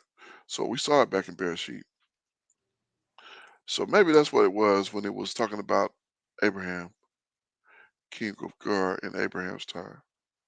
Gerar. Okay, let's continue. Wow, this brother has 70 sons. Man, that's beautiful. All right. Verse 32. And Gideon, the son of Joash, died in a good old age and was buried in the scepter of Joash his father in Ophrah or Ophrah. Ophrah. Ophrah, Salika. I keep butchering that one. Ophrah of the uh Abiezrites. Abiezrites. Oh, that one is terrible too. I have a hard time with that one. So it didn't give us a actual time. It just said a good old age. Mm-hmm. That's unusual. Verse 33. And it came to pass, as soon as Gideon was dead, that the children of Israel turned again and went a whoring after evil and made evil their power. And the children of Israel remembered not Yahuwah their power, who had delivered them out of the hands of all their enemies on every side. Neither showed they kindness to the house of Midian, namely, I didn't mean Midian, Gideon, namely Gideon, according to all the goodness which he had shown unto Israel. Man, my people, I promise, this is unreasonable. Unreasonable. I mean, as soon as he gone, they get to acting crazy. Here come. Unreasonable. Completely unreasonable. Man, my goodness. Oh, gracious, gracious. So that was all in like 7 years. That Mm-hmm. was a lot, considering those other captivities were so much longer. But we got the details in this one as it played out. So wow. And then he had to put his own people, had to put them down. That's interesting. Like, look, y'all ain't gonna be with us, and y'all no good to us. So got to go. All right, let's go ahead to chapter 9. You don't mind picking this one up? This that long one. Oh, This indeed. one like 50, 57, and then the next one like 18. So All right. This is the book of Shophatim, Judges, chapter 9. Abimelech's conspiracy, verse 1. And Abimelech, the son of Jerah-evil, went to Shechem unto his mother's brethren, and communed with them, and with all the family of the house of his mother's father, saying, Speak, I pray you, in the ears of all the men of Shechem, whether it is better for you either that all the sons of Jeroboam, which are 70 persons, reign over you, or that one reign over you. Remember also that I am your bone and your flesh. And his mother's brethren spake of him in the ears of all the men of Shechem all these words, and their hearts inclined to follow Abimelech, for they said, He is our brother. And they gave him 70 pieces of silver out of the house of B, wherewith Abimelech hired vain and light persons which followed him. Slicker. Now, that put me in the mind frame because we reading this and we see what happened after Gideon is going on, and apparently in this conversation, uh, they're trying to find somebody to I guess restore order. Mm-hmm. So which makes sense, but you know, fast forward to today and this modern time, and if we had our capability, you know, if you get somebody worse trying to do some evil worship, they're gonna have to go. Indeed, Yeah. indeed. Even And though they be our people. Con, you Yeah. know, we know that Abimelech is the son of Gideon by his concubine. Hmm. You and I have had conversations speaking about concubines and how Hmm. they were never really Israelites. They Hmm. were, Women of Gentiles another or nations. from the Yeah. nations, right? Hmm. So, and he's going to his mother's people. So these, to me, in my mind, these weren't Israelites that he's talking to here. No, he's going to his mother's people, which would have been some, you know what I'm saying, some Gentiles. It can. And they're saying that he's flesh of our flesh, bone of our Right. bone. Exactly.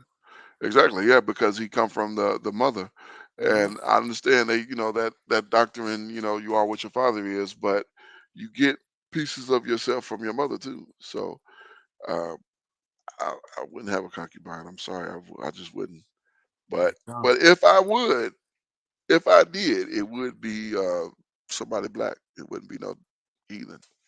It wouldn't be no straight haired uh, something else heathen. It wouldn't do that. I would certainly wouldn't defile my gene pool with that. So definitely not. But did we read? You read 9, didn't you? Con, we ready for verse 5. Okay. Which follows him. Okay, go ahead.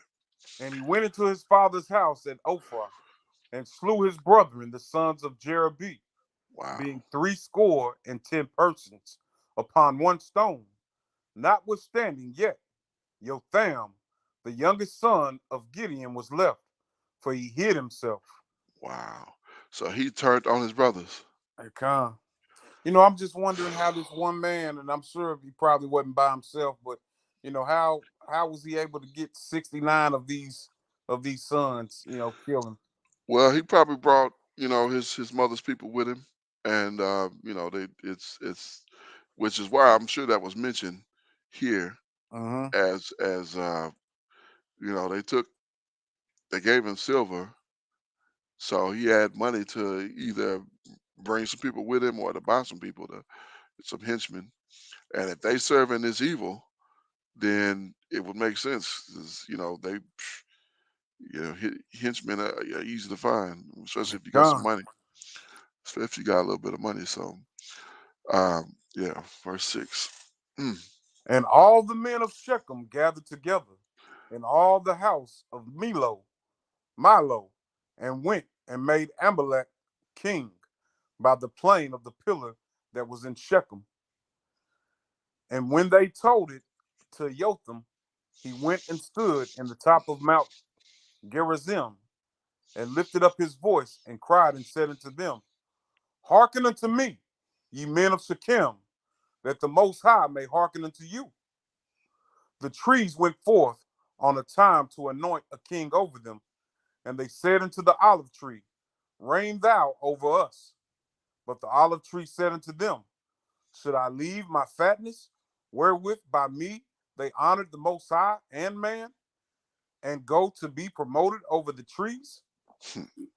And the tree said to the fig tree, Come thou and reign over us. But the fig tree said unto them, Should I forsake my sweetness and my good fruit, and go to be promoted over the trees? Then said the trees unto the vine, Come you and reign over us. And the vine said unto them, Should I leave my wine, which cheereth the Most High and man, and go to be promoted over the trees? Then said all the trees unto the bramble, Come you and reign over us. And the bramble said unto the trees, If in truth ye anoint me king over you, then come and put your trust in my shadow. And if not, let fire come out of the bramble and devour the cedars of Lebanon. Now, therefore, if ye had done truly and sincerely, and that ye have made Amalek king, and if ye have dwelt with JB and his house, and have done unto him according to the deserving of his hands, for my father fought for you, and adventured his life far, and delivered you out of the hand of Midian. And ye are risen up against my father's house this day, and have slain his sons, 70 persons upon one stone, and have made Amalek, the son of his maidservant, king over the men of Shechem, because he is your brother. So, I'm wondering now, like if perhaps, were these Israelites? That is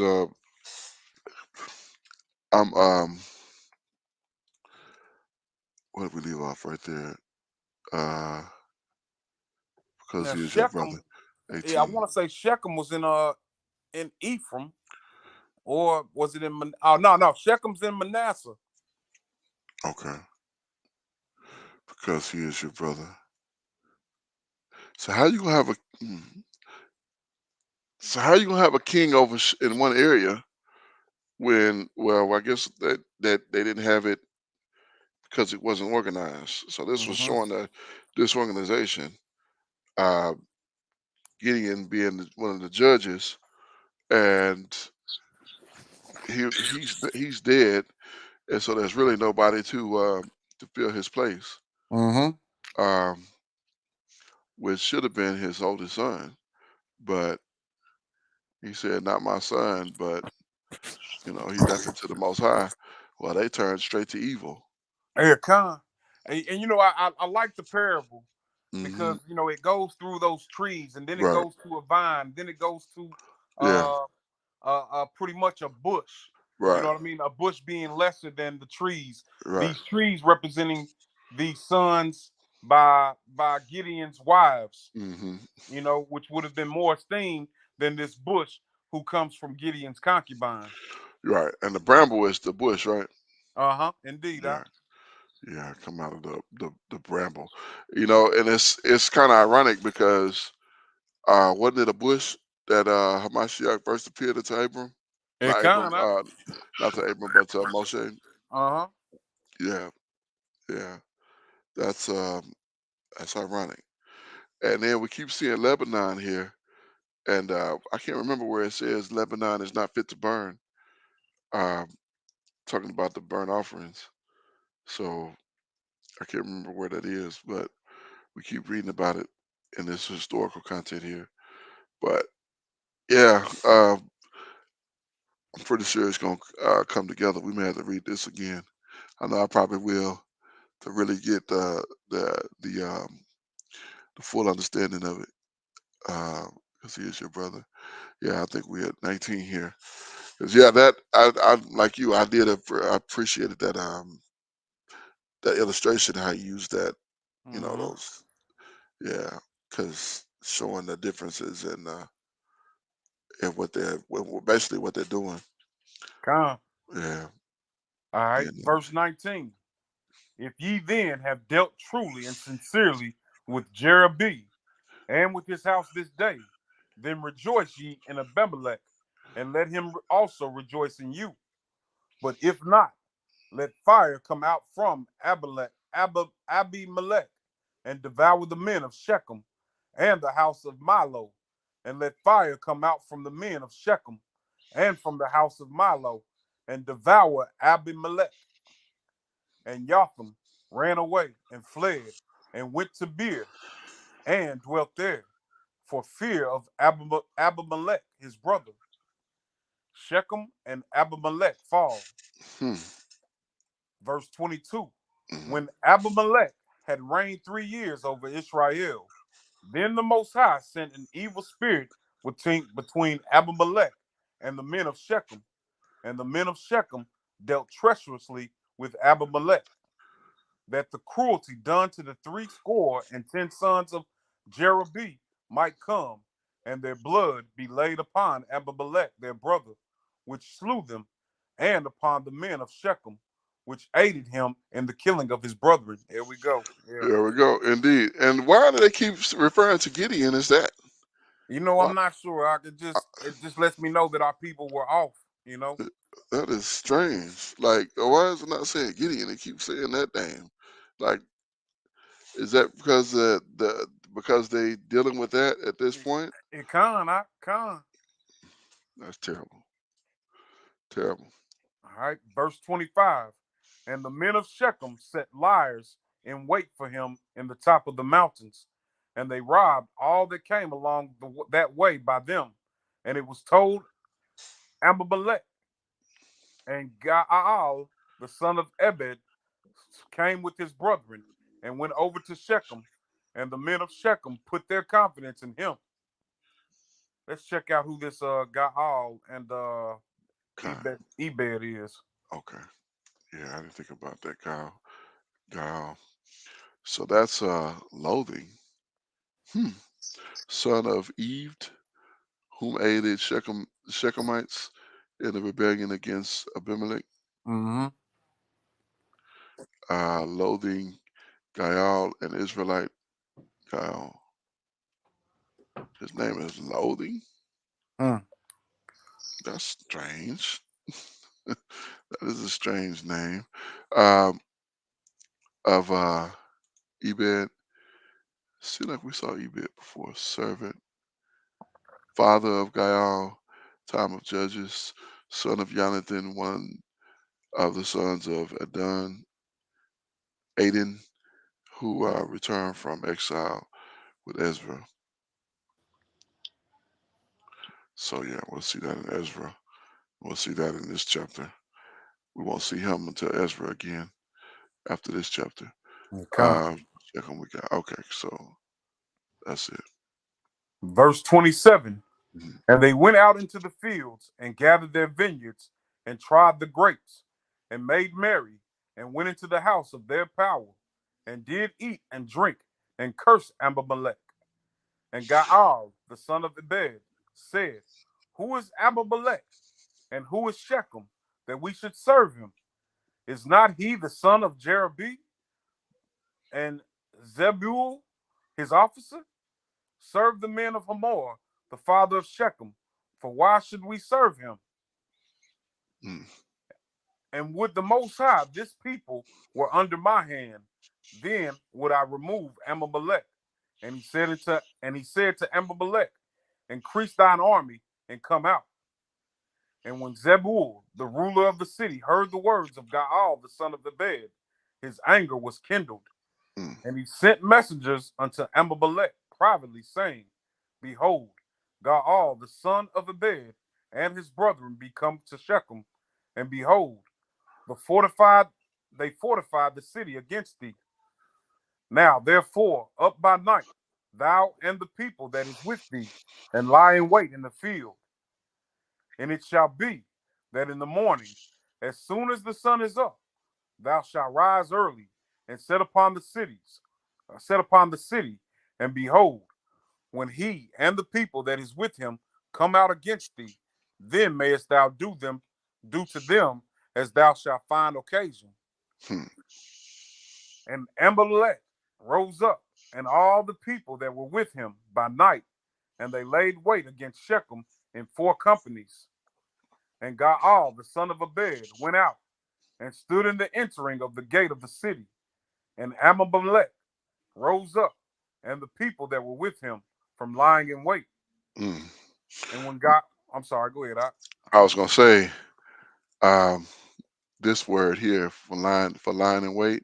I don't know if I mentioned that before, but yeah, that's what that word means is ambush, hunt behind, lurking place, liars in wait. So just a little food for thought. Con. Verse 36. And when Gaal saw the people, he said to Zebul, behold, there come people down from the top of the mountains. And Zebul said unto him, thou seest the shadow of the mountains as if they were men. What's that Zebul? Oh, And yeah, have we not looked at that one? I thought we I did. don't think so. Salika. Let's get that real quick. Zebul. Zebul, exalted, chief man of the city of Shechem at the time of the contest between Abimelech and the native Canaanites. Okay. What contest are they having? Are we gonna get to that? I guess we're gonna get to that. It come. All right, let's see. And when Gaal saw the people, he said to Zebul, oh, Salaki, we already read that. Verse Okay. 37. And Gaal spake again and said, see, there come people down from the middle of the land, by the middle of the land, and another company come along by the plain of Meonim. Let's check that out. Hey, come. Anan. What? Where they get that? God. This be some strange stuff they do with this stuff here. To make appear, produce, bring clouds.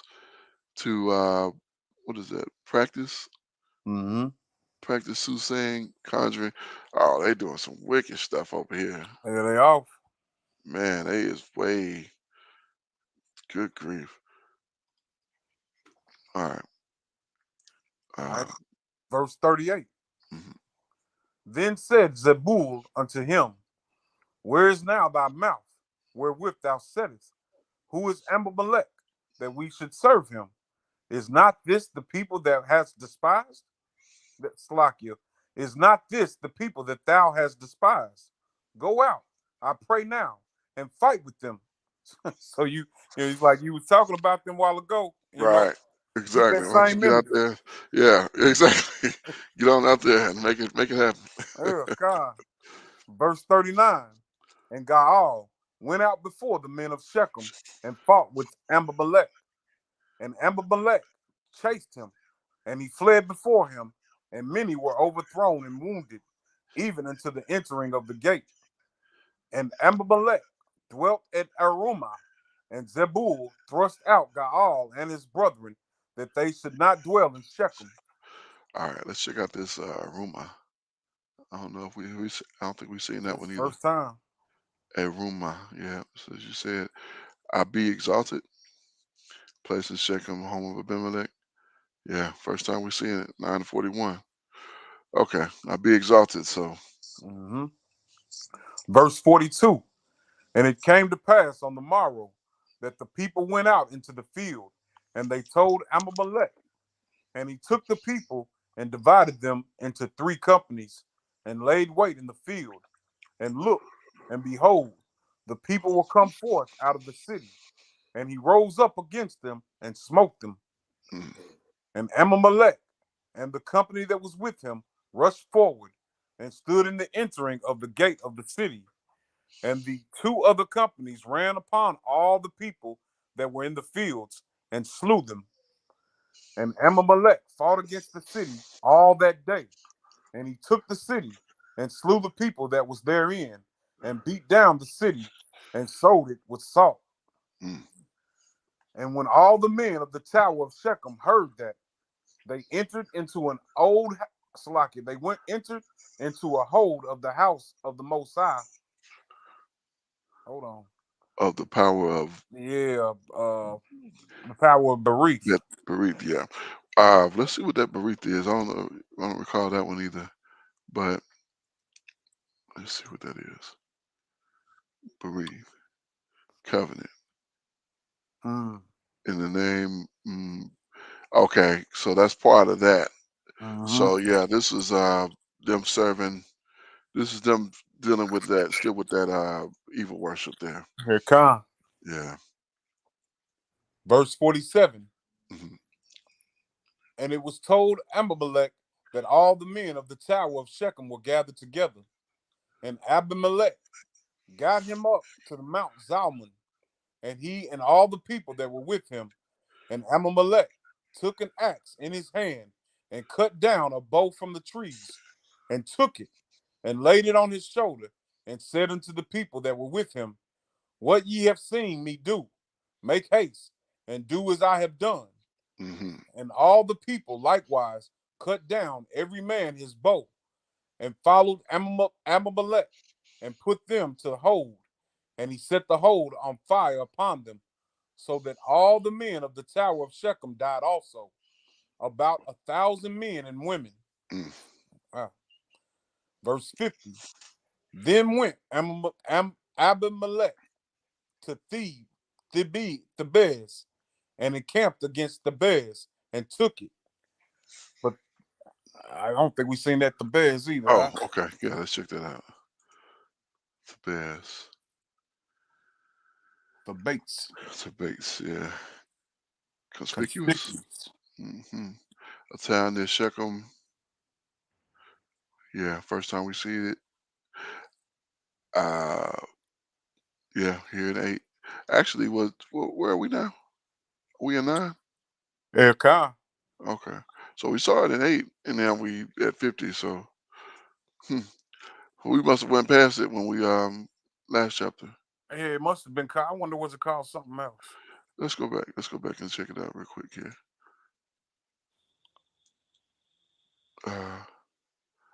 No, we just looked right over it. 9. Oh, Hey, no, it doesn't show it. It doesn't show it. Show it these 2 times. Well, it's like it was in 8, I thought. Yeah, let me go to this. So you're supposed to go to that verse. Here we go. Yeah, it must. Slew at Tabor. But is that what it was? Yeah, I mean, it's got to be the same spot. Okay. So this is Tebez. Mm-hmm. Tabor. Like, you wouldn't make that connection. Elkanah. You know what I'm saying? That's strange. Okay. Let's continue. All right. Verse 51. Okay. But there was a strong tower within the city, and the field all Slakia, and thither fled all the men and women, and all they of the city, and shut it to them, and got them up to the top of the tower. And Abimelech came unto the tower and fought against it, and went hard into the door of the tower to burn it with fire. And a certain woman cast a piece of a milestone upon Abimelech's head, and all to break his skull. Mm.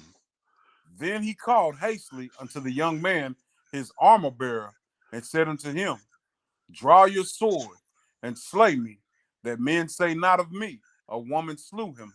And his young man thrust him through, and he died. Wow.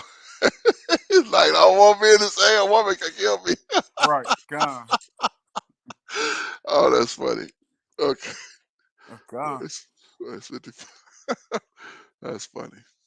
Verse 55. And when the men of Israel saw that Abimelech was dead, they departed every man into his place. Thus the Most High rendered the wickedness of Abimelech, which he did unto his father, in slaying his 70 brethren. And all the evil of the men of Shechem did the Most High rendered upon their heads, and upon them came the curse of Jotham, the son of Jeroboam. Still referring to him as that. I don't understand that. Okay, let's conclude with chapter 10 here and these 18 verses. Nice and easy. The oppression of the Philistines and the Amorites. Come. This is the book of Shophatim, chapter 10. And after Abimelech, there arose to defend Israel Tola, the son of Puah, the son of Dodo, a man of Issachar, and dwelt in Shamar in Mount Ephraim. All right, let's check out Tola. Tola. Tola. Tola. Tola. Tola. Worm. What?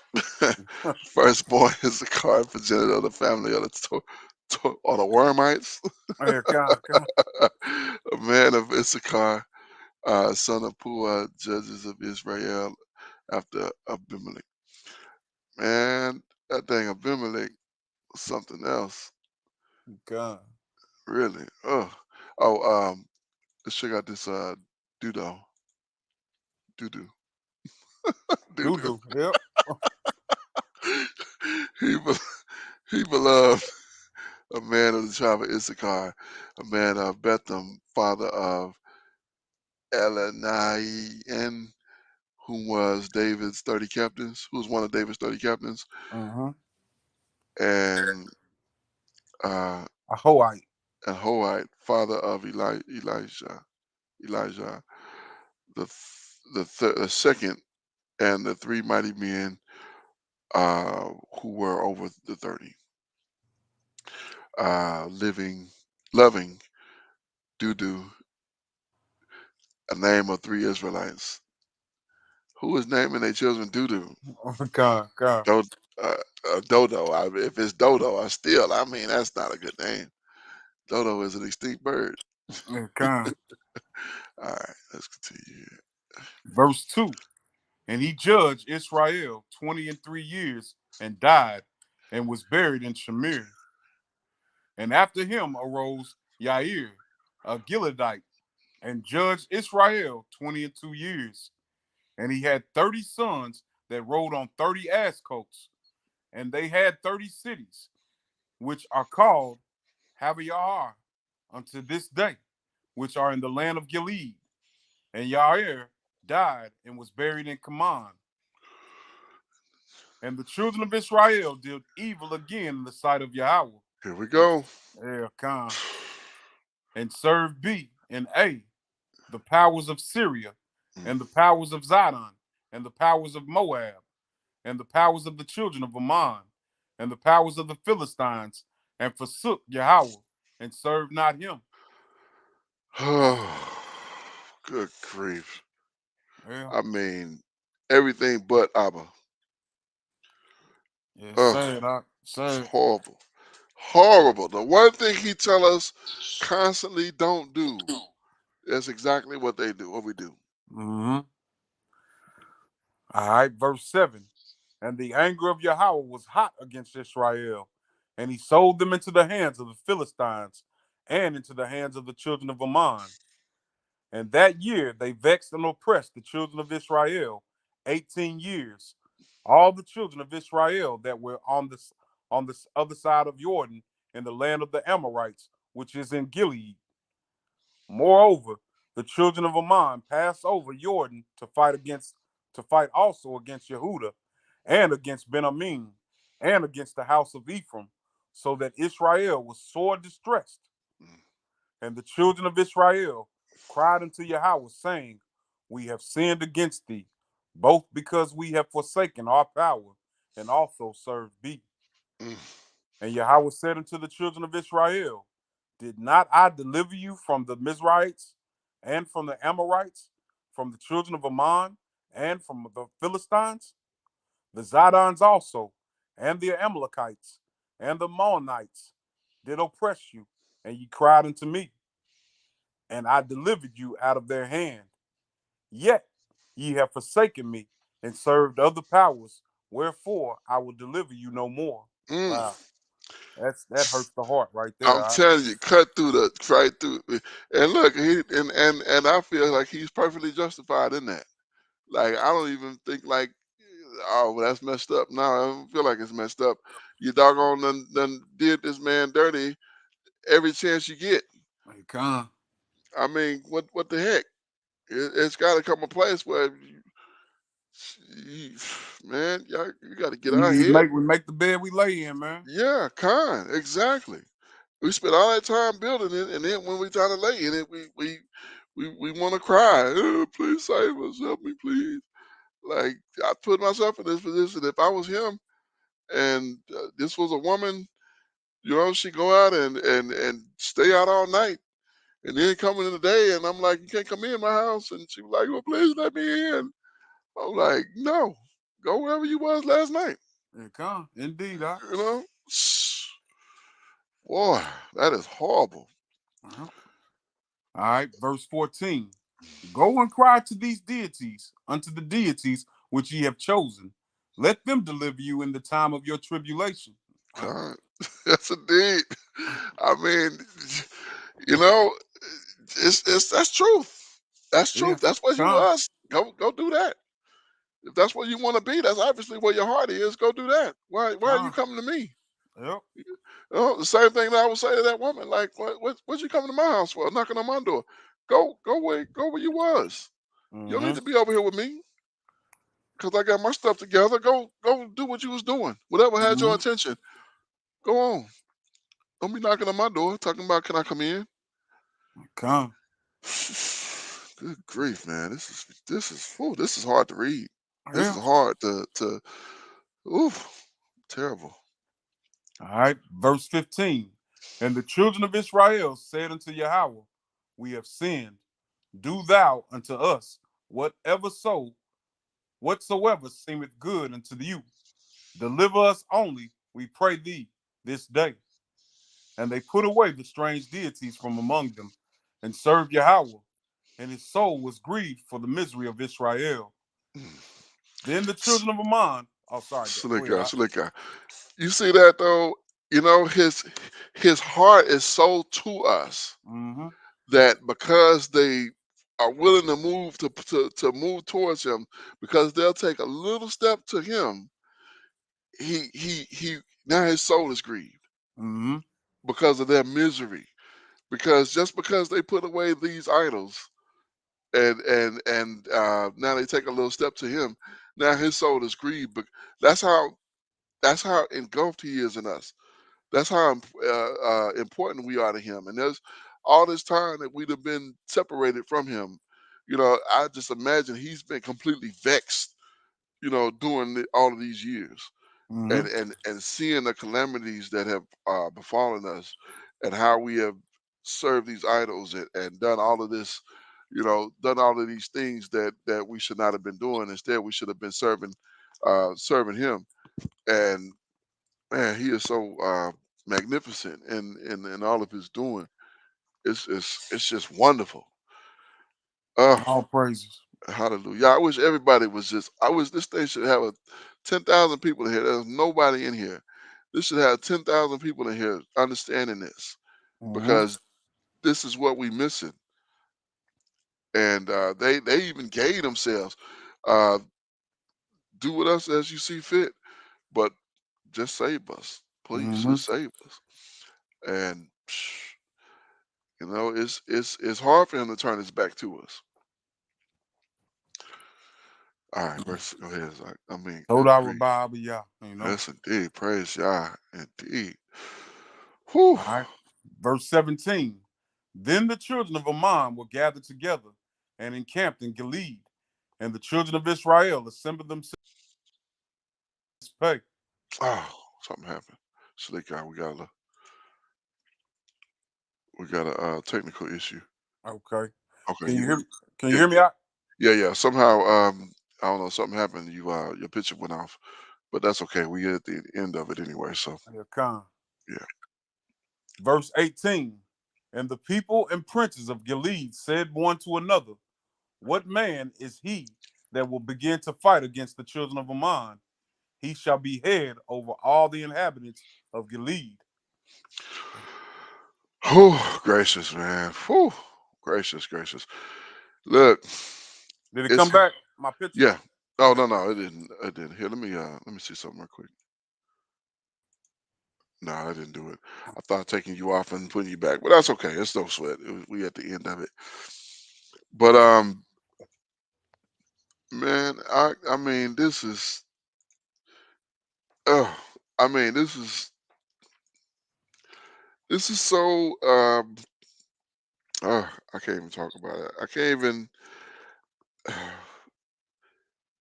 I mean, I don't understand it. I do not, for the life of me, understand what this is. How do you do this for generation after generation? Like, you know, we hoping we at the end, but truthfully, we could be almost at the beginning. Yeah, come. You know what I'm I saying? was I Like, was thinking the same thing like yesterday, when we were getting judges. Like, okay, when we're brought back, like are we gonna have setbacks where we find ourselves? And I don't think we read that in the scriptures, but I want, but from what I see with our people now, I have concerns. yeah, yeah, yes, indeed. I mean, unless he go, and the scripture said he's going to turn our hearts to him. He's going to, put it in our hearts, which is our minds, and so, he's going to basically make us. But I feel like if this generation, if it don't happen in this generation, I don't know what the next generation gonna do, truthfully, Uh, because reading this and how they just go so far off, like after us, it's got to go to folly. it That's comes. that's the pattern that it's been. It's got to go to folly, and we're not even the majority. We such a minority. You know what I'm saying? And you think we raising the children, and for those brothers who got their wives and their children in the truth, and it would seem like they would be, but man, I hear too many stories of these children being in the world. With this, they had the children before the truth, much like I did, and my children in the world. And I pray Abba, as He woke me up in my 30s, that He could do that for my children too. It can indeed. But He may and He may not, because the children of Gideon was slain. Mm-hmm. This brother had 70 children and 70 sons, and they were slain on one rock. I mean, my gracious. Uh, yeah. Also, with those, first few judges, we read about how the Most High raised up a judge for the people. Mhm, We read that Gideon had a even more deeper experience. You know what I mean? With mhm, being raised up. We don't read that with uh his son from the concubine. You know what I mean? He right. was he was the judge of Israel, but we don't read about the Most High raising him up. And in Mm, fact, we know that our people were still off at this time. You mhm, know. yeah. Yeah. Yeah. I mean, that's the worst part of it. It's like I feel like I gotta live. I can't let myself. I can't die. Like I gotta be. Like it's. I say that. I mean, I'm saying that because like who's gonna carry it after we gone? We Mm-hmm. we we hoping our children will, but from the evidence, we don't see that. Yeah, not at all, Lock. You know. We see our children going off, the next generation going off, and then they so quick to turn back and cry, "Please help us!" Like what? What was you? What, come on, man. I mean, why get to that point? Why not just serve him at the gate? Mm-hmm. Why not just be right where you need to be? I mean, you think about the you know, I've always thought about in the beginning with Abraham. Abraham did things so right. He literally got into just dealing with Ishmael, and then with Keturah. Mm-hmm. Uh, Outside of that, he was pretty much straight. Isaac straighter than that. He didn't really have anything he got into negative. You know what I'm saying? Like nothing. Okay. Like we didn't read anything bad about Isaac doing anything going off at all. Nothing. And then we get to Jacob, and Jacob stayed true to Yahuwah, but what he did to his brother, that was evil. Uh, he went to Laban, and the Most High restored him with his property, uh, which that was fine. Um, but boy, when he got to those sons, when those children got to born, and he had to tell them put away those idols, and he took them and hid them in the tree, and so they was playing with idols back then. It So the can. the generation got seemingly increasingly worse. So from Abraham to Isaac, it was pretty good. From Isaac to Yaakov, I think Isaac was pretty much perfect. I Mhm. don't see anything that Isaac did that was, you know what I'm saying, that I can recall that he was really off on. I mean, he certainly didn't serve any idols. He didn't know none of that. Um, and then Yaakov, you know, he had his little spats where he kind of messed up here and there. But once you get to them boys, oh man, them boys, our patriarchs, you know, Yeah. and not trying to run them in the ground, respect for the fathers. But you know, they had some moments. They had some off moments. You know, selling their brother into slavery. Uh, what they did to Joseph. Uh, you know, being jealous and you know, just it was off on those things. Indeed, Doc. Indeed. And as the generations persisted, you know, it got worse and worse. You know, as we were in Mizraim, um, you know, up until this point, and now in Judges, they just completely wild. I mean, like some, you know, we thought that they did when in the wilderness was bad. You know, that generation was killed off, but I mean, they died off. But now, I mean, they just steadily going back and serving these idols and serving the idols of this one, the idols of that one. And I mean, good grief. What in the world is going I mean, what is the thinking here? Let's serve these idols and see if we can get Yahuwah to pay us attention. Right. Like, are y'all crazy? You know Yahuwah would kill us, right? You know, our people don't realize that. You know, That's now. the You know thing. what I mean? They don't realize that. They don't. They don't. They do not. And I don't know why. I do not understand why. And when he told them, I mean, I look, like I said, completely justified. Like, get away from here. Don't come knocking on my door, calling my name for. Go call the one that you was with last night. Go call Hmm. him. Don't call me. Oh man. I mean, honestly, I don't know. I really don't. I mean, you know, the I know the prophecy gonna come to pass. I know it is, but I mean, we so far down now. I mean, it's so few of us. Hmm. Literally, so it's so few of us.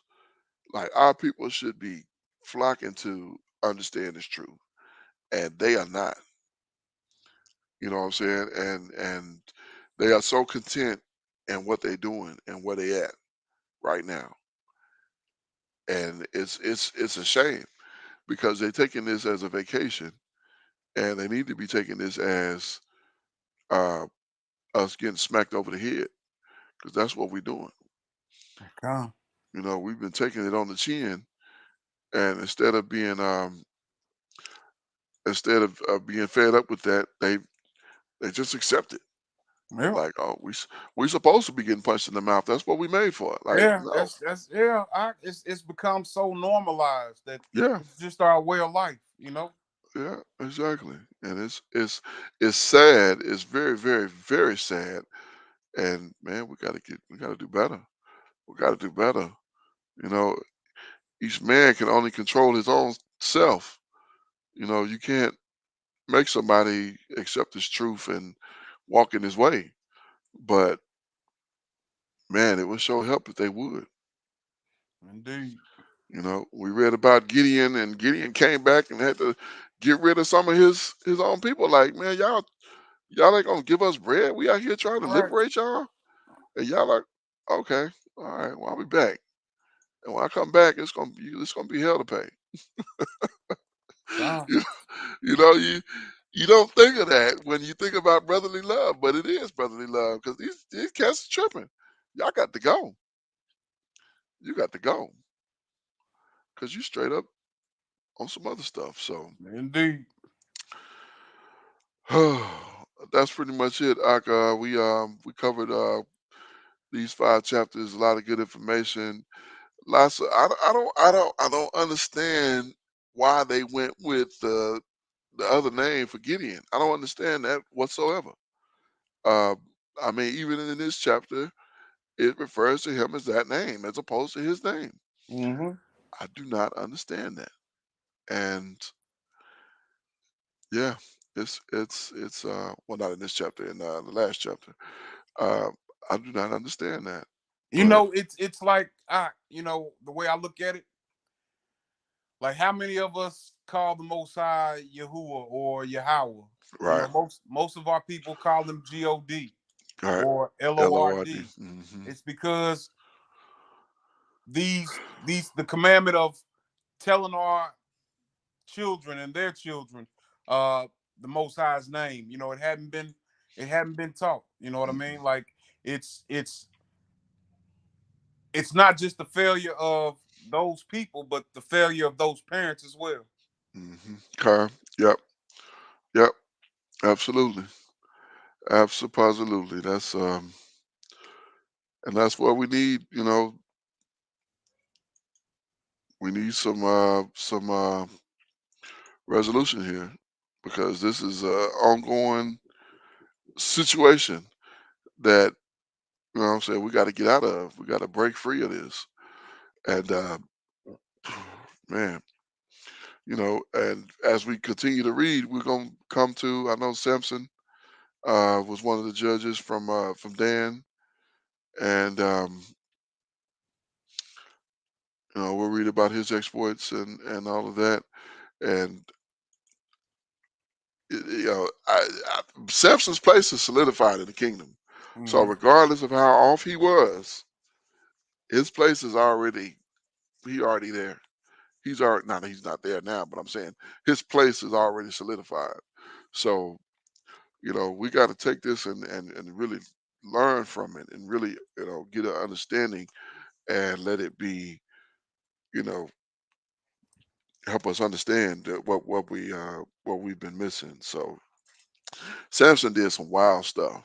Samson Mm-hmm. did some stuff I would not touch with a pole, with a 12-foot pole. Nikan. You know what I'm saying? 'Cause some of the things he got into, which we'll get into, I believe next week. We'll be into that Mm-hmm. as we go into 11 through 15, and then 16 through 20. Um, yeah, and I think the end is what? I think it's 24, maybe. Con. Yeah, let me take a look here. Not that one. Yeah, Oh, 21, Salakia. 21. Oh wow! So we'll finish it next week. So Mm-hmm. we'll finish it next week. So um, yeah. Well, we're gonna go ahead and wrap it here. Do want to remind anybody who would listen to this or see this that on we will begin. Uh,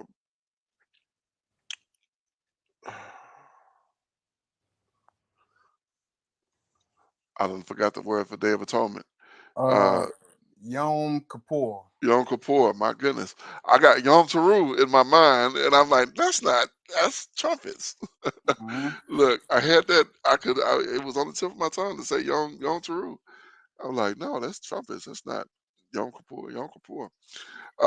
We'll be observing Yom Kippur. Is it the evening of the fourth night? Let's see. The evening begins the evening of third night. Third night. Okay, so on the third night evening, on the fourth of on the Gregorian calendar. So at even on the fourth night is when we'll begin. So we'll go over a very quick uh, understanding, and we'll spend that time uh, humbling ourselves and being humble, and you know, so that'll be in a couple days, in a few days. So join us for that, and we will stay humble as we now. The beautiful thing about this time of year is actually after this, and I want to say feast, but it's really not a feast. It's after this Yom, after this day, that I believe Hamashiach will return. So Mm-hmm. it's going to have to be after um, the set apart time that Hamashiach returns. So once we have been cleansed of all of our sins and our sins have been atoned for, that's when we can be in his presence in the flesh. We can be in his presence and not die because we don't have that sin on us. So that's why not sinning is so very important. And the church doesn't realize that. The church doesn't teach that. They teach if you can't do one, you can't. If you miss one, just forget them all and just get wicked. No, Mm-hmm. absolutely not. Atone for your sin and keep the laws, statutes, and the commandments of the Most High. Fear the Most High and keep His commandment, for this is the entire duty of man. That's right. Yeah, kind. So, uh, anything else to add, Doc? Nah, that's about it, man. Some really good reading, some discouraging, but Man, I think if we read these stories, we can perhaps prevent making the same mistakes in the future. You know. kind. Yeah, yeah. We definitely have to be of that mindset because this stuff is difficult. I mean, it's difficult. It's not a fun read. It's really not to see that to understand this is our people and this is us doing this folly, Mm-hmm. which is what it is. It's folly. It's complete and utter folly. So with that, with that, I am your Akazaki Yahoo, joined by my most esteemed Akinanaya. We give all praise, honor, and great esteem unto the Most High Power, Yahuwah, Bahashem, Yahushua HaMashiach, and to the 12 tribes of Israel who are scattered to the four quarters of the earth.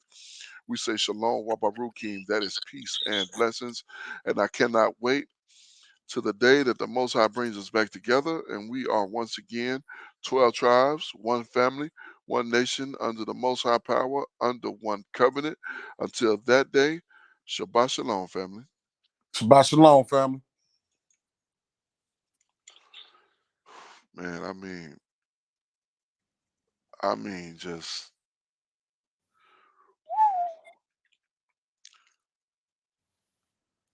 Yeah. broadcast don't want to end. It's just spinning. Okay. Yeah, I see it. It looked like it's still running. Right, it is. Time is ticking. Oh wow, you encountered trouble connection in the broadcast. Is what I asked you.